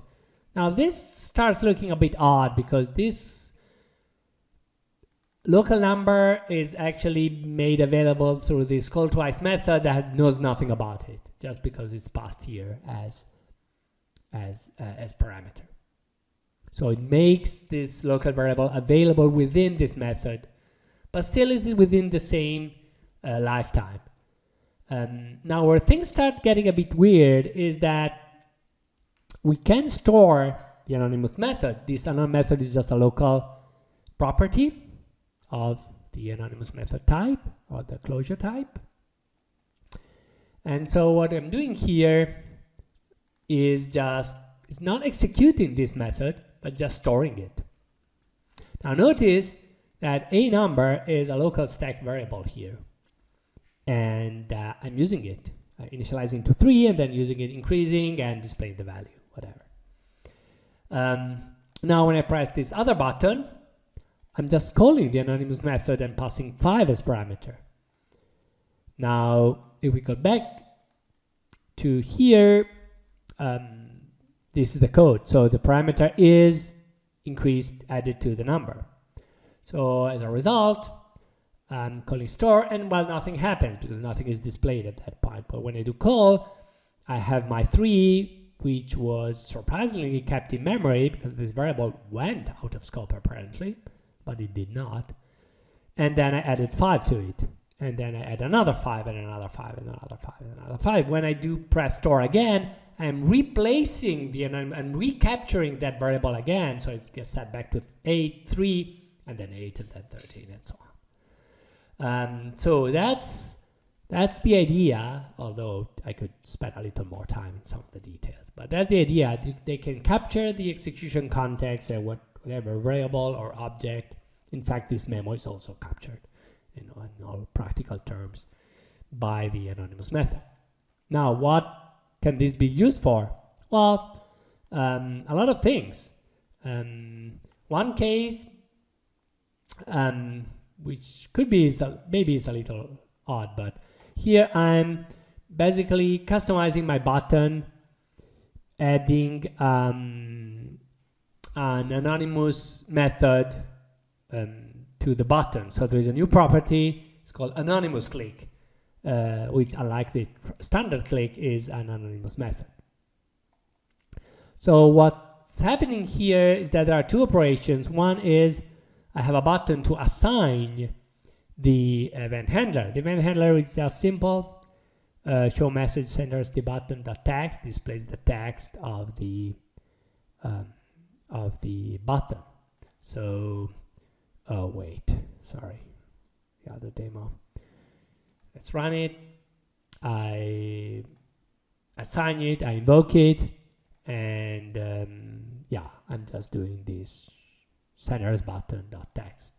Now that's something you can easily do with an event handler. But now here I'm doing something more different. Sorry. I'm assigning a method that keeps a reference to the sender at the time of this event handler was clicked. So this sender is the local sender, but this sender, and this also, but this sender, a component reference, is kept around and then used here. So basically, I'm not only displaying the button that I'm pressing when I do the show message, but I'm also showing the name of the button that was pressed when I assigned the event handler before. So do invoke. Button invoke was assigned by keepref, by pressing keep reference. So it's some data about context that was available, the sender that was available earlier, and again, it's like a local variable that's captured by the anonymous method. Now you might be wondering why this can become useful. It can become useful because it lets you create code that's parametric with code. As an example here, I have a pretty stupid is prime number that computes prime numbers, and I had a traditional implementation of a for loop for one that goes 1 to max, and if this is a prime number, I'm increasing the total, and I'm also keeping track of the time it takes. Okay, so it's my for loop, goes through, takes, well, a third of a second to get this up. Now what this parallel for button? Now what I'm doing here, I'm doing something different. I'm using a feature of the parallel library. For method of tparallel, there are a bunch of overloads. Let's me create a for loop that goes from 1 to max, from the initial value, final value. And for each loop iteration, I'm going to execute this anonymous method that has an integer, and not surprisingly, which is the, at that point, current value of the loop in the as parameter. So I'm just replacing the standard code here with the code within this anonymous method. Now what I'm doing here is also using interlocked increment, because one of the parameters of the anonymous method is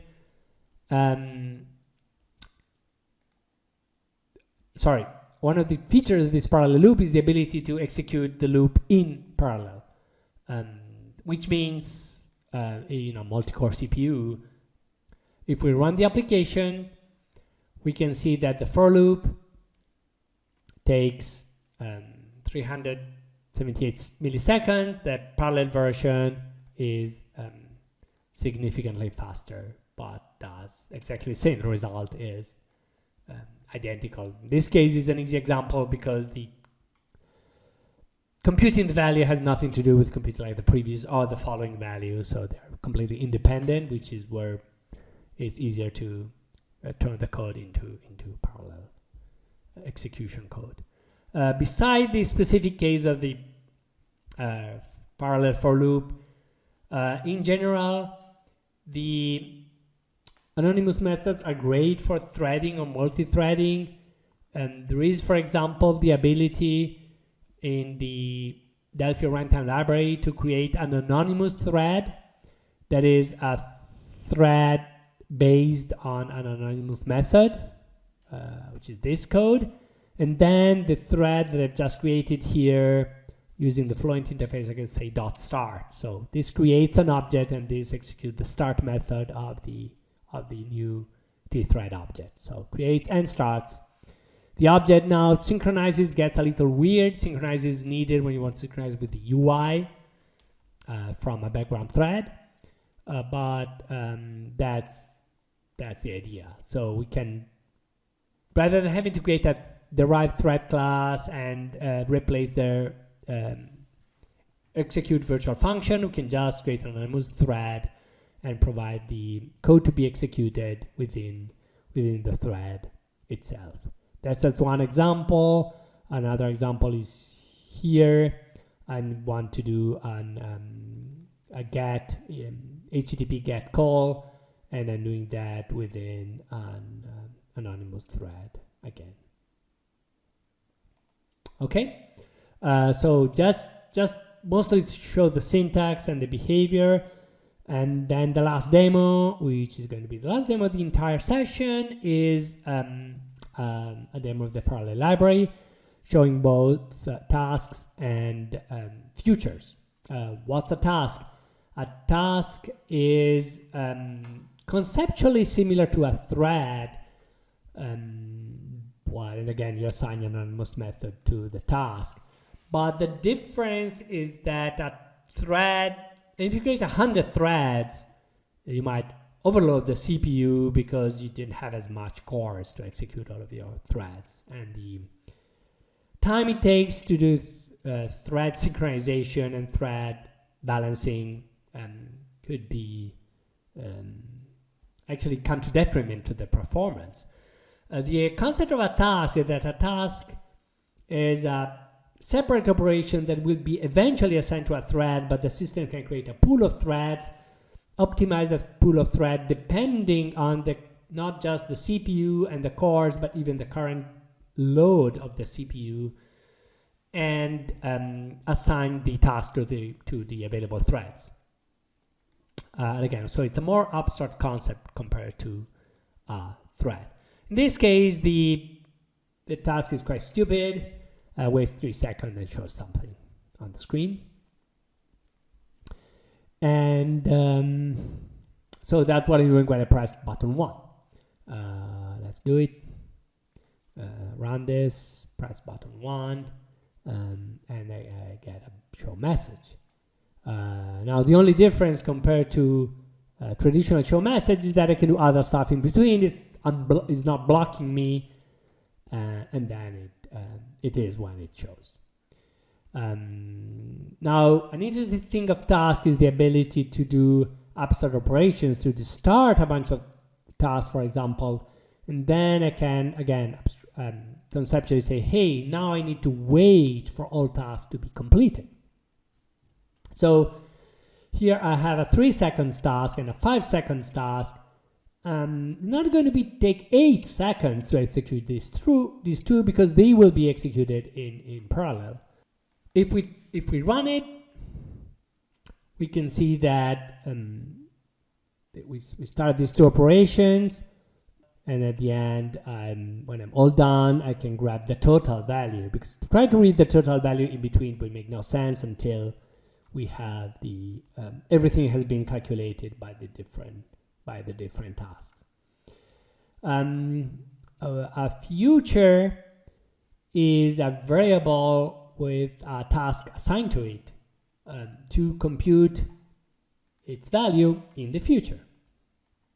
As an example, I have a wonderful compute something, which takes some time to compute a result. And I have my one value. One value is not an integer, but it's a future for an integer. It's actually an interface. It's a future for an integer. This means that I can assign a function to compute the future value, and of course has to be a function returning an integer, given this is an integer. And here I'm displaying the status of one value. Status meaning has been completed or is still pending. I have another value which I compute directly. This is just an integer. And now I'm also checking back the status of one value. And finally, I'm adding the two values. One value.value is the actual value. And at this point, if the value has not been computed yet, it will be computed, because this result always succeeds with the, actual total value of the two. And then again, I check the status once more. Now, we don't know if the status here is that the future has been completed or not, because it depends on the execution times. They're probably the same because I'm doing the same operation, but so yeah, you can see here's waiting to run, but by the time I've computed something, this ended up being already executed in the background, and now this is my result. But of course here it has to be completed, because that's after I actually used the value of the future. Okay, so again, the future is a promise to get a value out of anonymous method returning that a value of that same type. And that's what I want to show about the programming library. We could spend way more time trying to, after all of this fairly long description of the language, which just only scratches the surface of what's in the language and in the book covering the language. I can certainly try to draw a few conclusions. Object Pascal is a great language, kept mostly secret, great for learning, picked by many teachers today, and we also have a great academic program that's just starting. It has an incredible power, right, compiled to the libraries that ship with the product and our superb database technologies. It fosters developer productivity and helps preserve long-time investments, because 20 years old VCL code still mostly works today untouched, compared to having moved from Visual Basic to .NET, WinForms, Silverlight, WinRT, and some other libraries in between. It's used throughout the industry in many top-of-the-breed applications, award-winning applications, business apps that you might have never heard on, but that move billions, or public applications with billions of users, like Skype for Windows being one of the most popular ones. you might not know, and most of the users of Delphi application don't know that application is written with Delphi, but it happens to be, and there's still lots of wonderful applications out there written for Windows or other platforms with Delphi. So let me reiterate a couple of words from the foreword of my book: power and simplicity, expressiveness and readability. The language is great for learning and for professional development. These are some of the traits of today's modern Object Pascal, a language ready for the future with solid roots in the past, and kind of the one best developer secrets, which is time to reveal to everyone. And with that, we can open it for questions. Okay, David I here, and welcome and thank you to everyone on both GoToWebinar's broadcast mode and also on YouTube and Facebook.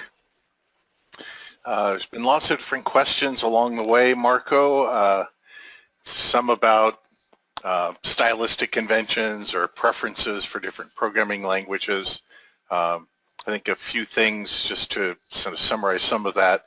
Again, we put T in front of variable names usually to denote type. We put F in front of fields, mostly inside of the component library, just so it's easy to read and understand what's going on, but that is not required by the programming language. Some people were asking about how to match up begin and end, and now with the Castalia integration inside of the IDE, people should have seen the little red bracket lines between begin and ends as well.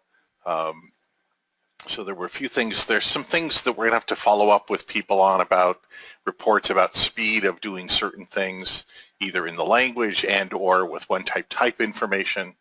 So some of that we can follow up. Marco, people were asking for where they can get the samples that you use. So I've been pointing people to your blog post for day 2 of the boot camp and look for resources there.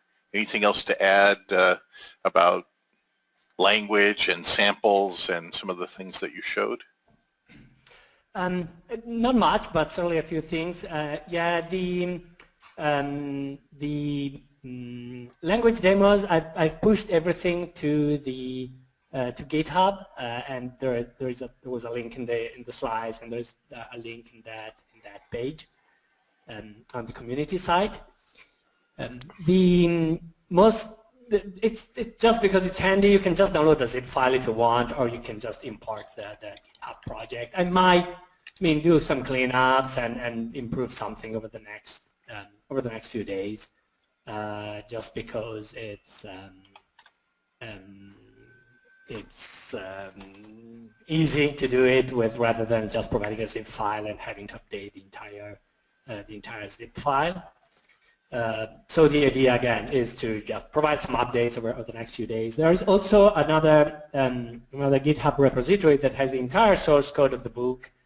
There's way more demos than those I was able to show. Some of them are the same, some of them are different. Like there's no parallel programming library in the book, and a few of the other demos are not actually in the book, but most of them are. So there's a lot of shared content. Yeah, I also pointed. Oh, go ahead. And again, the book has, of course, hours and hours and hours of material compared to the couple of hours I tried to shrink, a broad coverage of the language into, which wasn't easy. I could have used more time. But. And I pointed people to Danny Wynn did a great Code Rage 9 session in Delphi on the parallel programming library. So that link is in the Q&A log, and let me put it over in the chat window as well. He's got the link to his source code, and he's got a link to the replay of his Code Rage 9 video. So that's in the Q&A log of the chat window.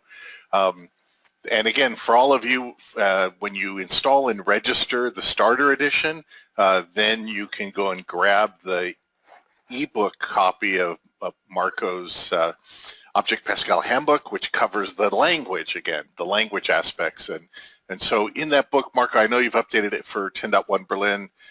You cover interfaces and memory management and things of that kind. Yeah, there are several areas that I just briefly touched onto, or not even discussed in this webinar. One is memory management. There's a full chapter, and I kind of barely mentioned it. Also, exception handling is actually a fairly complex topic when you start delving into it, and there's another full chapter. I just showed like a 1-minute demo. And there are many other core areas, like also the management of arrays and dynamic arrays. There's way more about strings. And of course, there are lots of information about classes, inheritance, polymorphisms. Those I didn't discuss too much because honestly, the implementation you get in Delphi is so similar to like C#, Java, and other languages that I prefer to focus on things that are either different or peculiar to the language compared to other like standard or commonly used OOP languages. And again, people, you need to be a registered customer to register the starter edition. Then you can use that Code Central link I put in the chat window and is in the Q&A log. That'll take you to the download of the PDF of the ebook version of the Object Pascal Handbook. If you want a printed edition because you want to carry it with you, read it on the planes, on trains, you know, in the backyard or wherever. Where's that available, Marco? Do they go to your website or? It's published by CreateSpace. Well, it's not published by CreateSpace, but CreateSpace, I mean, it's good prices, but the shipping tends to be fairly expensive. So the best option to get it is through Amazon, either amazon.com, .de, .it, .co.uk. I mean, most of the Amazon outlets around the world have it and ship it locally, so it becomes, Amazon does discounts occasionally. It's something I totally don't control, so the price might change a bit. But yeah, it's the best shipping option. Or if you are, if you have like any of the Amazon Prime or similar subscriptions, you can get it shipped for free. So Amazon is generally the best way to get it. And they generally have it again available in Europe, for example, for like second-day shipping or same-day shipping. Okay.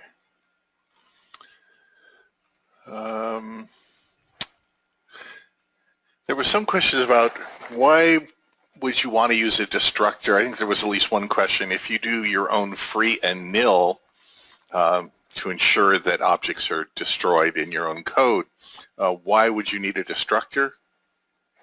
The destructor, as I replied, the destructor is needed only if you have additional resources. The short demo I showed, there was a person object that had a date internal object, and so you may have to make sure that when you're destroying the person object, the date object inside gets also destroyed. So that's a case you want to use a constructor. When the object has a reference to a resource, I mean a memory, a file, database table, whatever, that you need to close, shut down, clean up, release from memory. If the object in itself has only its own memory, then there's no need to write a custom destructor. Just free the object and it goes away. Yeah, when you were talking about unit namespaces or name scope, someone asked the question, why shouldn't you use the unit name dot variable or dot method or whatever in your code? Ultimately, it's just a habit. I mean, technically you can do it or omit it. It doesn't make any difference. You still need the uses statement, something I haven't really covered, but there's a lot in the book about uses. I mean, it doesn't make any difference. I mean, I don't think the compiler really would go faster or slower. Of course, there's no runtime difference.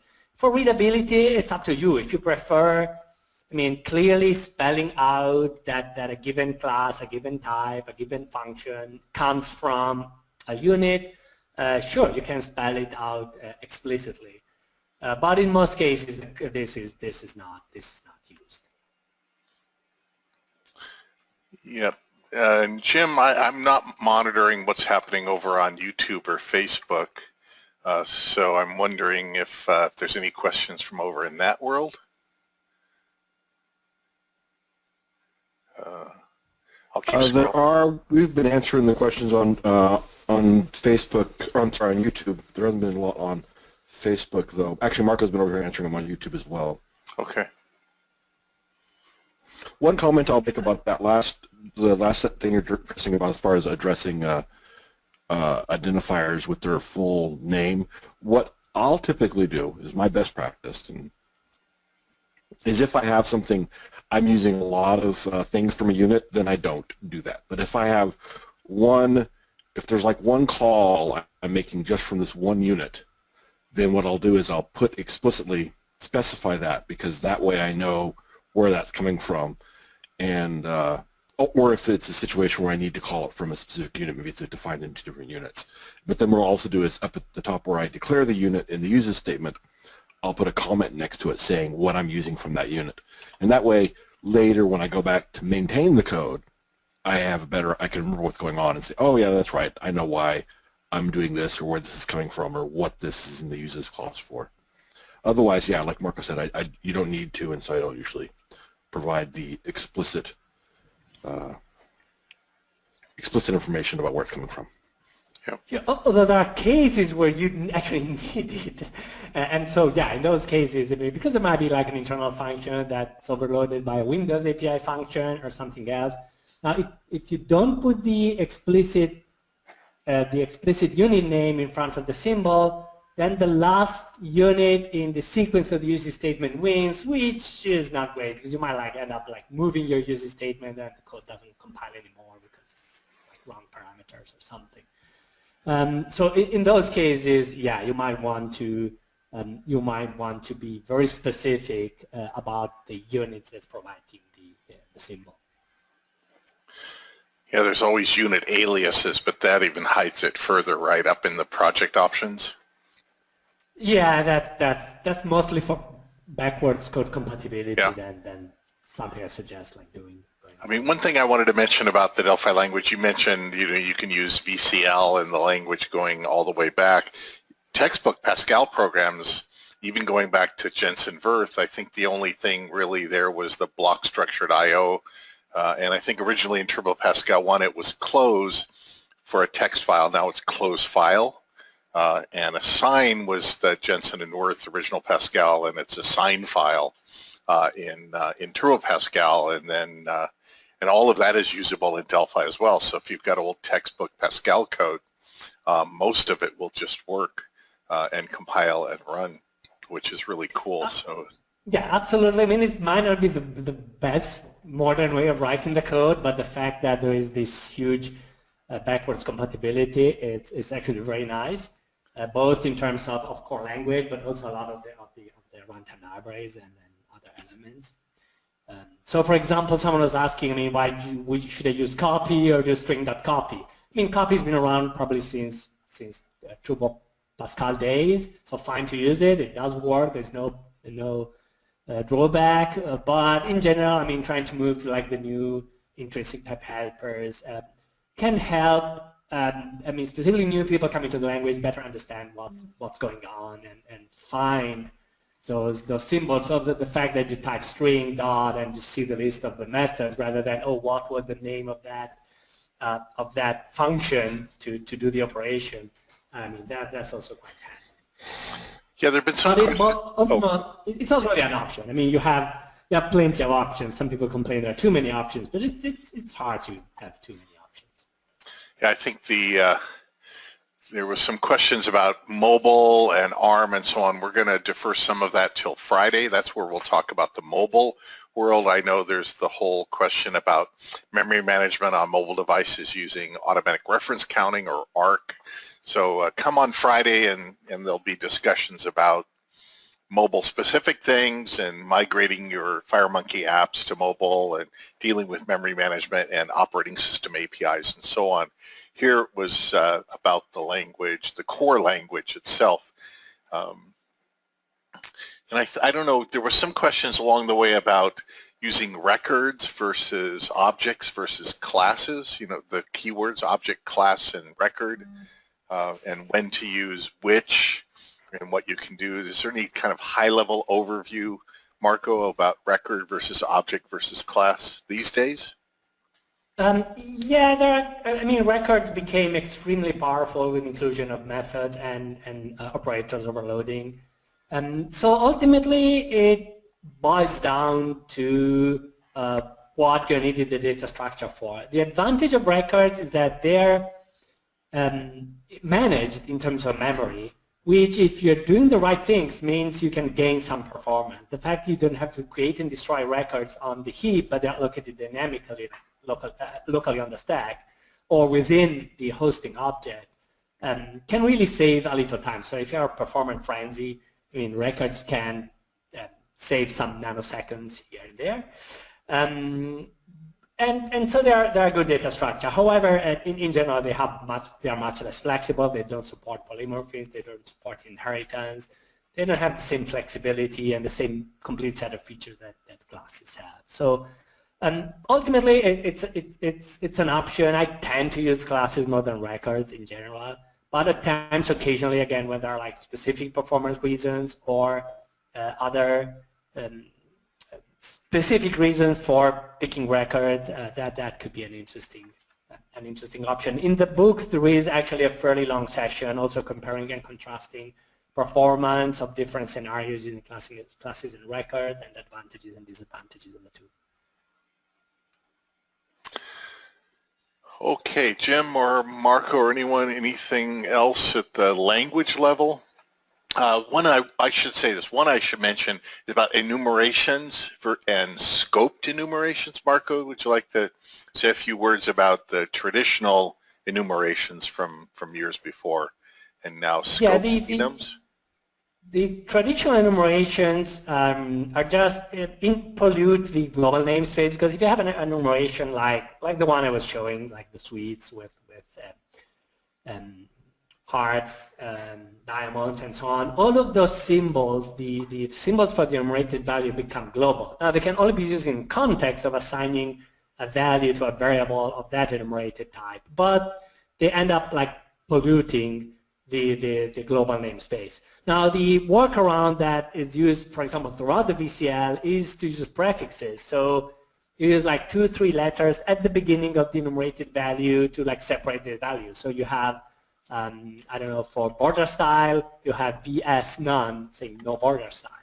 And the BS is just the short name that refers, okay, this is none, and that's meant for border style, which is fine, is not really ideal. Now, in more recently in the language introduced scope enumerators, and the difference becomes that when you refer to the value, you prefix with the type name. We're not saying prefixing with the unit name, but with the type name. So it would be something like border style.none compared to BS none as a global value. This makes much easier, much more understandable, doesn't pollute the global namespace, and it's the preferred way of if you're starting from scratch. The FireMonkey all moved to scope enumerator, so that's what you get on the FireMonkey side, but for the VCL there was just way too much code around to consider a similar shift in the library. But for your code, yeah, scope enumerations are recommended, and there's a compiler directive to enable them. It's called scoped enumerators, and you just turn it on with a compiler directive or at the project level. Yep. Let's see. Alberto Cantu says thank you very much. So there's also, I also saw a discussion on YouTube. They started like a thread of which software has been written in Delphi with kind of the usual suspects. Skype, setup, master, FL Studio, 1Password for Windows, and more. So there is, I just mentioned it shortly, and it's not really the focus on this session, but there's really a lot of software that has been written and is being written today with Delphi throughout the world and throughout all industries. Some very big systems with millions and millions of lines of code in Japan. Here in the U.S., Wide Orbit does radio and TV and cable operations, advertising management, and so on. They're using a load of Delphi, millions and millions, tens of millions of lines of code. But I put a link in the chat window. The Delphi Wikia has a list of good quality applications built with Delphi. People do that. Roberto's asking for an Italian version of Object Pascal Handbook. Yeah, and I got the same question for a Spanish version. It's mostly not up to me. I won't be able to pay a translator to translate the book, honestly. out of my pocket. But if there is an opportunity, someone interested, a publisher or someone independent, there's been translations in the past, actually been a full translation in Japanese that was sponsored by our Japanese office and sales team. So there are certainly opportunities through local resellers or some about, the depth and breadth of the language and comparisons to other languages. I think you summarized it really well, Marco, right near the end there for people about, the power of the language and what you can do with it. And then that's not even counting then going out into what we're going to do the next several days is in building applications using components. I always think of Delphi as Pascal plus Object Pascal plus interfaces plus components plus anonymous methods, generics, and on and on and on, plus, plus, plus, plus, plus, operator overloading, all these kinds of things that you cover in your Object Pascal handbook, which is free for everyone to download. I think some people were having some issues. Just keep trying to get to the Code Central to download the ebook zip file. There's other books on Delphi programming and doing application development. If you go to community.embarcadero.com, in the resources menu, you'll find a books menu item. And in that books menu item, there's links to all sorts of different books written about Delphi, including Marco Cantu's books in different spoken languages. Tomorrow, Jim is going to be working with Daniele Titi. He's got his, Delphi Cookbook, second edition for FireMonkey. I think, am I getting that right? All about doing FireMonkey development. Tomorrow's is all about FireMonkey. Maybe some people have been asking about, well, C#, and what about C# versus using the Delphi language? Do you have any general thoughts about that, Marco? It's actually covered, in details. There are lots of specific differences and features compared to C# in the book, more than I covered in the webinar. It's true that in the webinar I was using like more general comparison to curly brace languages without going to the specifics.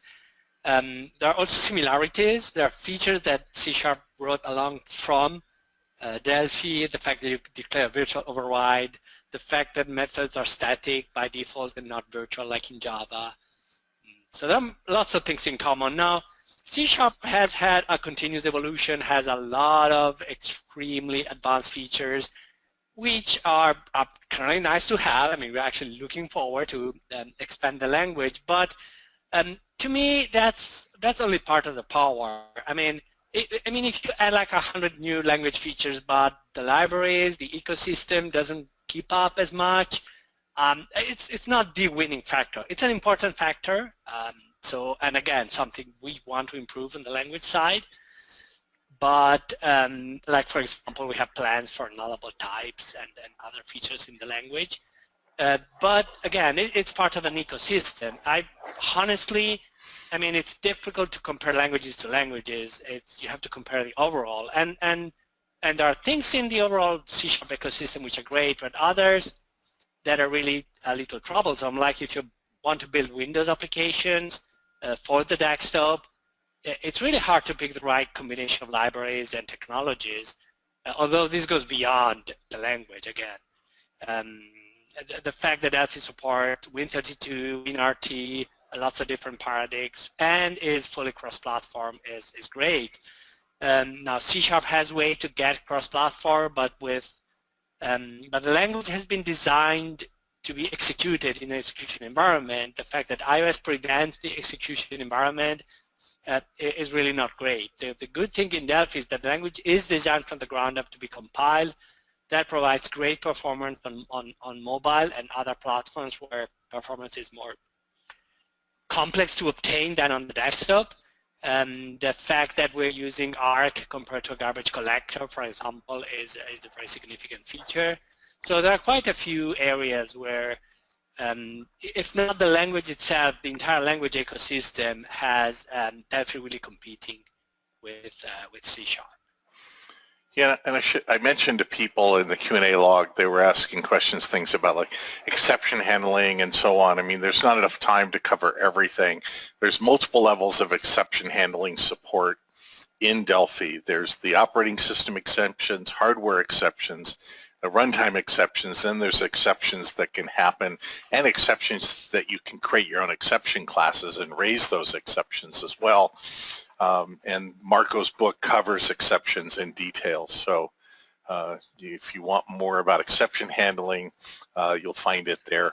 There was questions about... The other thing that, Go ahead. The other thing I want to mention, I mean, and I kind of pushed the idea a bit, like neglecting other areas like exception handling. They're really very similar to other languages. But the fact that, I mean, Delphi really makes creating visual applications very nice, although again, you can really write everything in code. But that's because the language is really geared towards that direction. The fact that, I mean, two features that I mentioned, like class references and virtual constructor, are features that that C# and Java don't have.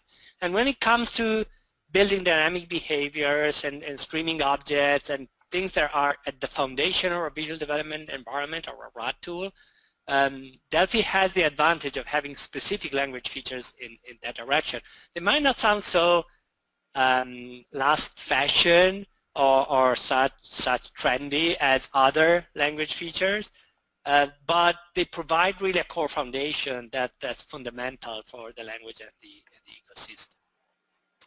Yeah, and then there were questions about test-driven development and unit tests, and we have DUnit, DUnitX, and then I put the link to Stefan Glinke's Test Insight. Yeah, check that out, Test Insight. It's a plugin for the IDE that makes it real easy to use unit tests inside of the IDE for your application. So if you're, for those of you really into test-driven development, extreme programming and so on, then unit testing is fully supported with Delphi.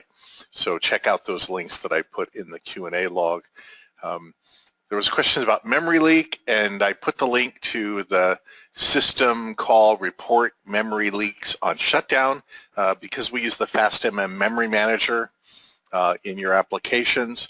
It has hooks for memory management and memory leak detection. There's also SmartBear Software's automated QA. There's Eureka Log.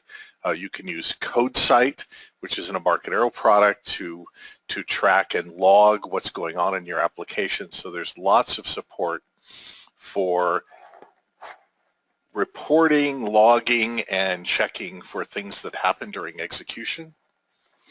So, yeah, absolutely, and specifically memory management. The thing that might come to a surprise, specifically to developers using C# or Java, is that memory management is open-ended. You can plug in a different memory manager in the system. You can do it at the global level. You can do it at a class level. You can have classes that allocate memory differently. I mean, in terms of where the bytes are taken from memory from other classes. So the interesting thing of Delphi is that, yeah, it has, I mean, in terms of language, the object model is really similar to C# and Java on one side. But on the other hand, you have most of the power you have in C++, where it can really go down to the metal in many areas. The fact that there are still pointers floating around you can use, the fact that there are really low-level capabilities like fully customizing memory management, is really a testament to the fact that it allows you to go deeper in at the raw metal, something that languages with a virtual execution environment generally don't provide. You have to stick more with the rules that the language offers. Yeah, there was a question along the way about what component was used for your list of types. I don't know if you were using a T-list. There's all sorts of lists and string lists.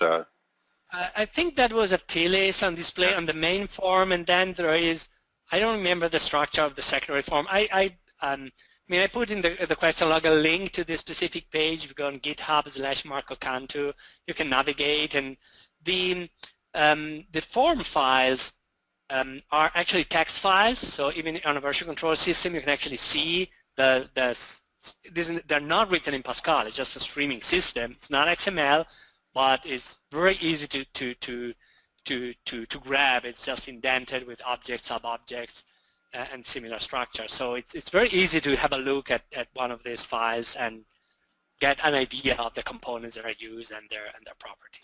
Yeah, I showed that yesterday. When you're in the form designer, just right mouse click and say show form as text. And then you can also then right mouse click and you can edit the text representation of the form streamed objects and properties. And then you can right mouse click and say view as form again, and all those changes you made in the text editor can go there.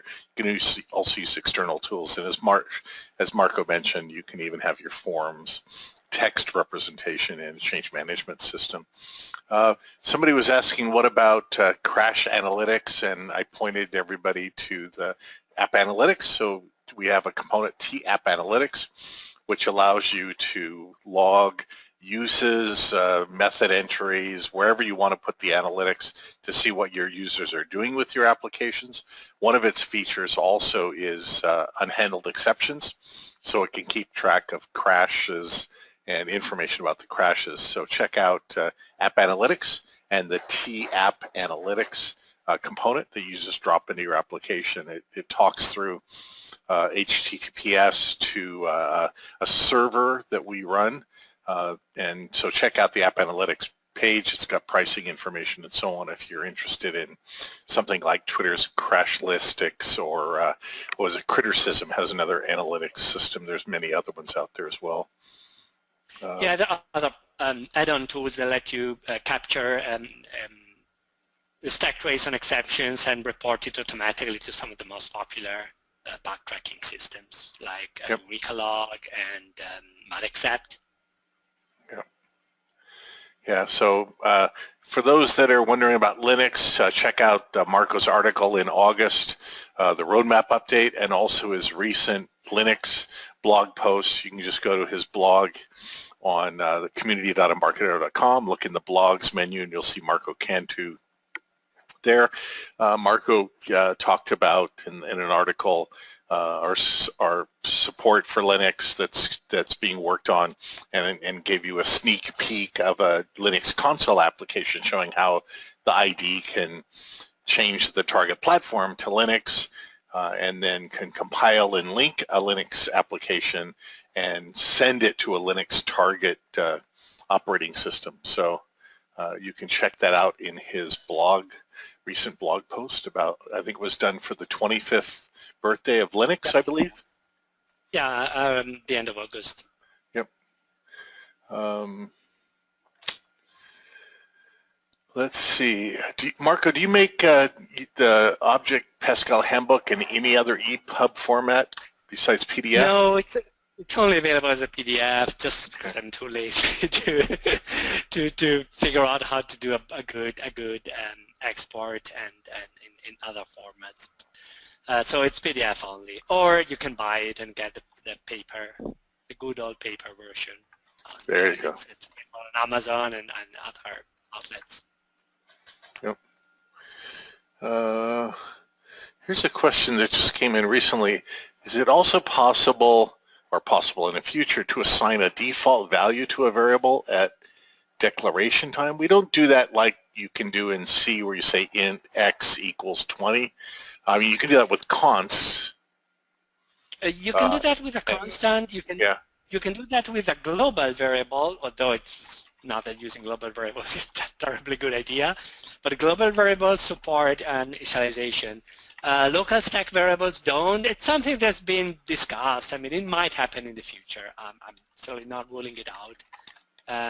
It would make sense to avoid having like separate initialization at the very first line in code, but only when you're initializing to a constant. Anything more complex would be out of scope. In expanding the language, there are many constraints that are considered. It's features for the features, but also anything that would slow down performance or go away from the current single pass compiler is considered negative, because that's where you get the unbelievable speed of compiling applications. I mean, again, you get native apps like in C++, but compilation time could be 1/10 of a C++ application. We have customers compiling like 30 million lines in a single executable, and it's not taking hours and hours. It's taking a relatively short amount of time. Yeah, I know there's other things you didn't have time to cover up that are overloading multiple class helpers, I guess, is another one that some people look at. There was a question here, what about handling stacking of multiple class helpers or inheriting class helpers? Or yeah, that's been an ongoing discussion about making class helpers more powerful. And some of the people in the team don't really want to go in that direction because class helpers were supposed to be kind of a hack or a limited feature, but not like a full-grown feature. So, but I fully understand the idea of expanding them to a full-blown feature. Now again, there are some complexity, for example, for the intrinsic type helpers, like the helpers to string, integer, char, and other types. You can create those, but again, that will replace the default ones. But ultimately, the ability is to go towards a mechanism for auto-boxing that would not that would make those helpers like go away and have like mechanism. A different mechanism going forward. So because it was always there were only doubts about some potential change to the model, they were never really made. But that's something that's also open on the table, and we are considering for the future. Then there were questions about web development and web architecture. It's not the focus of this bootcamp because we're focusing on what's available in the starter edition, but we do have T-Web Broker, and people use it all the time to build CGI apps and also ISAPI DLLs or Apache modules. We have DataSnap and our RAD server for doing REST JSON-based development and TCP and HTTP multi-tier development. There's cloud APIs, REST components. There's a whole bunch of things in the Pro and Enterprise editions beyond just what you see in the basics that we're covering here in the bootcamp this week. So you can download the feature matrix for Delphi from the Delphi product page. On the right-hand side column, there's a PDF download link, and you can see what's in each of the editions. For capabilities across the language, database, IDE, frameworks, runtime library, and so on. So check those things out.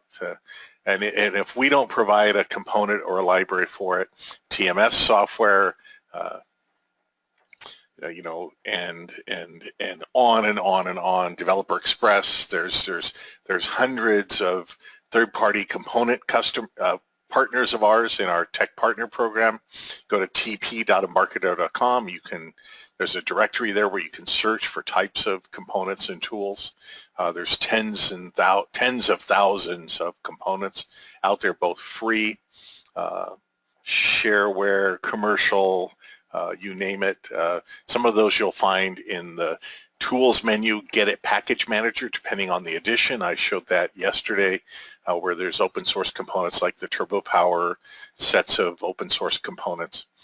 So there's lots of resources across, across the internet in our partners and Delphi developers for probably just about anything you need. There's the whole JEDI project for JEDI VCL and JEDI Component Library, JCL, that gets you even more functionality. So there's a huge ecosystem. I think that's one of the big benefits surrounding Delphi when we were talking about comparison to other things. There's a very large component ecosystem because from the beginning, Delphi has the component model, which makes it very easy to create components and add components. Again, we could spend a whole week on component development.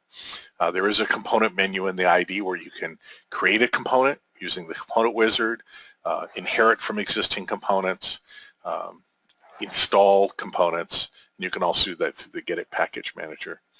So I think, Marco, that's a lot. Again, the ebook really, for those that want to dig deeper into the language and programming, the ebook for Object Pascal Handbook is a great resource, plus the other books that are on the community books list. So, and of course, more to come always in the future releases. If you have feature suggestions, go to quality.embarcadero.com and either vote for others who've suggested features for the language, the library, the ID, and so on, or create a new feature request for something that you'd like to see, and then get the community members to support you in that effort. Any last words, Marco? No, nothing in particular beside what I already covered. Delphi is a great language. There are lots of applications built with it. I know the question came again earlier. And Skype for Windows is kind of a testament to Delphi, although Microsoft sooner or later will replace it with something else. But for now, it's still built with Delphi, even if it's been at Microsoft for quite some time now. But beside that, there are really a lot of applications. We also have a cool app contents that's been running for a few months for notable application written with Delphi and C++ Builder and either Windows libraries or FireMonkey. And we are finding, a lot of great apps that we didn't even know about. So the language is more spread out and used more widely than most people think.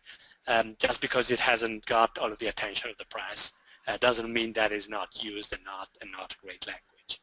And again, we're starting new initiatives like this bootcamp and the Free Delphi Starter to go back spreading knowledge, information about the language, and of course, more than willing, if you like, this sessions and this week to give your friends the links to the replays.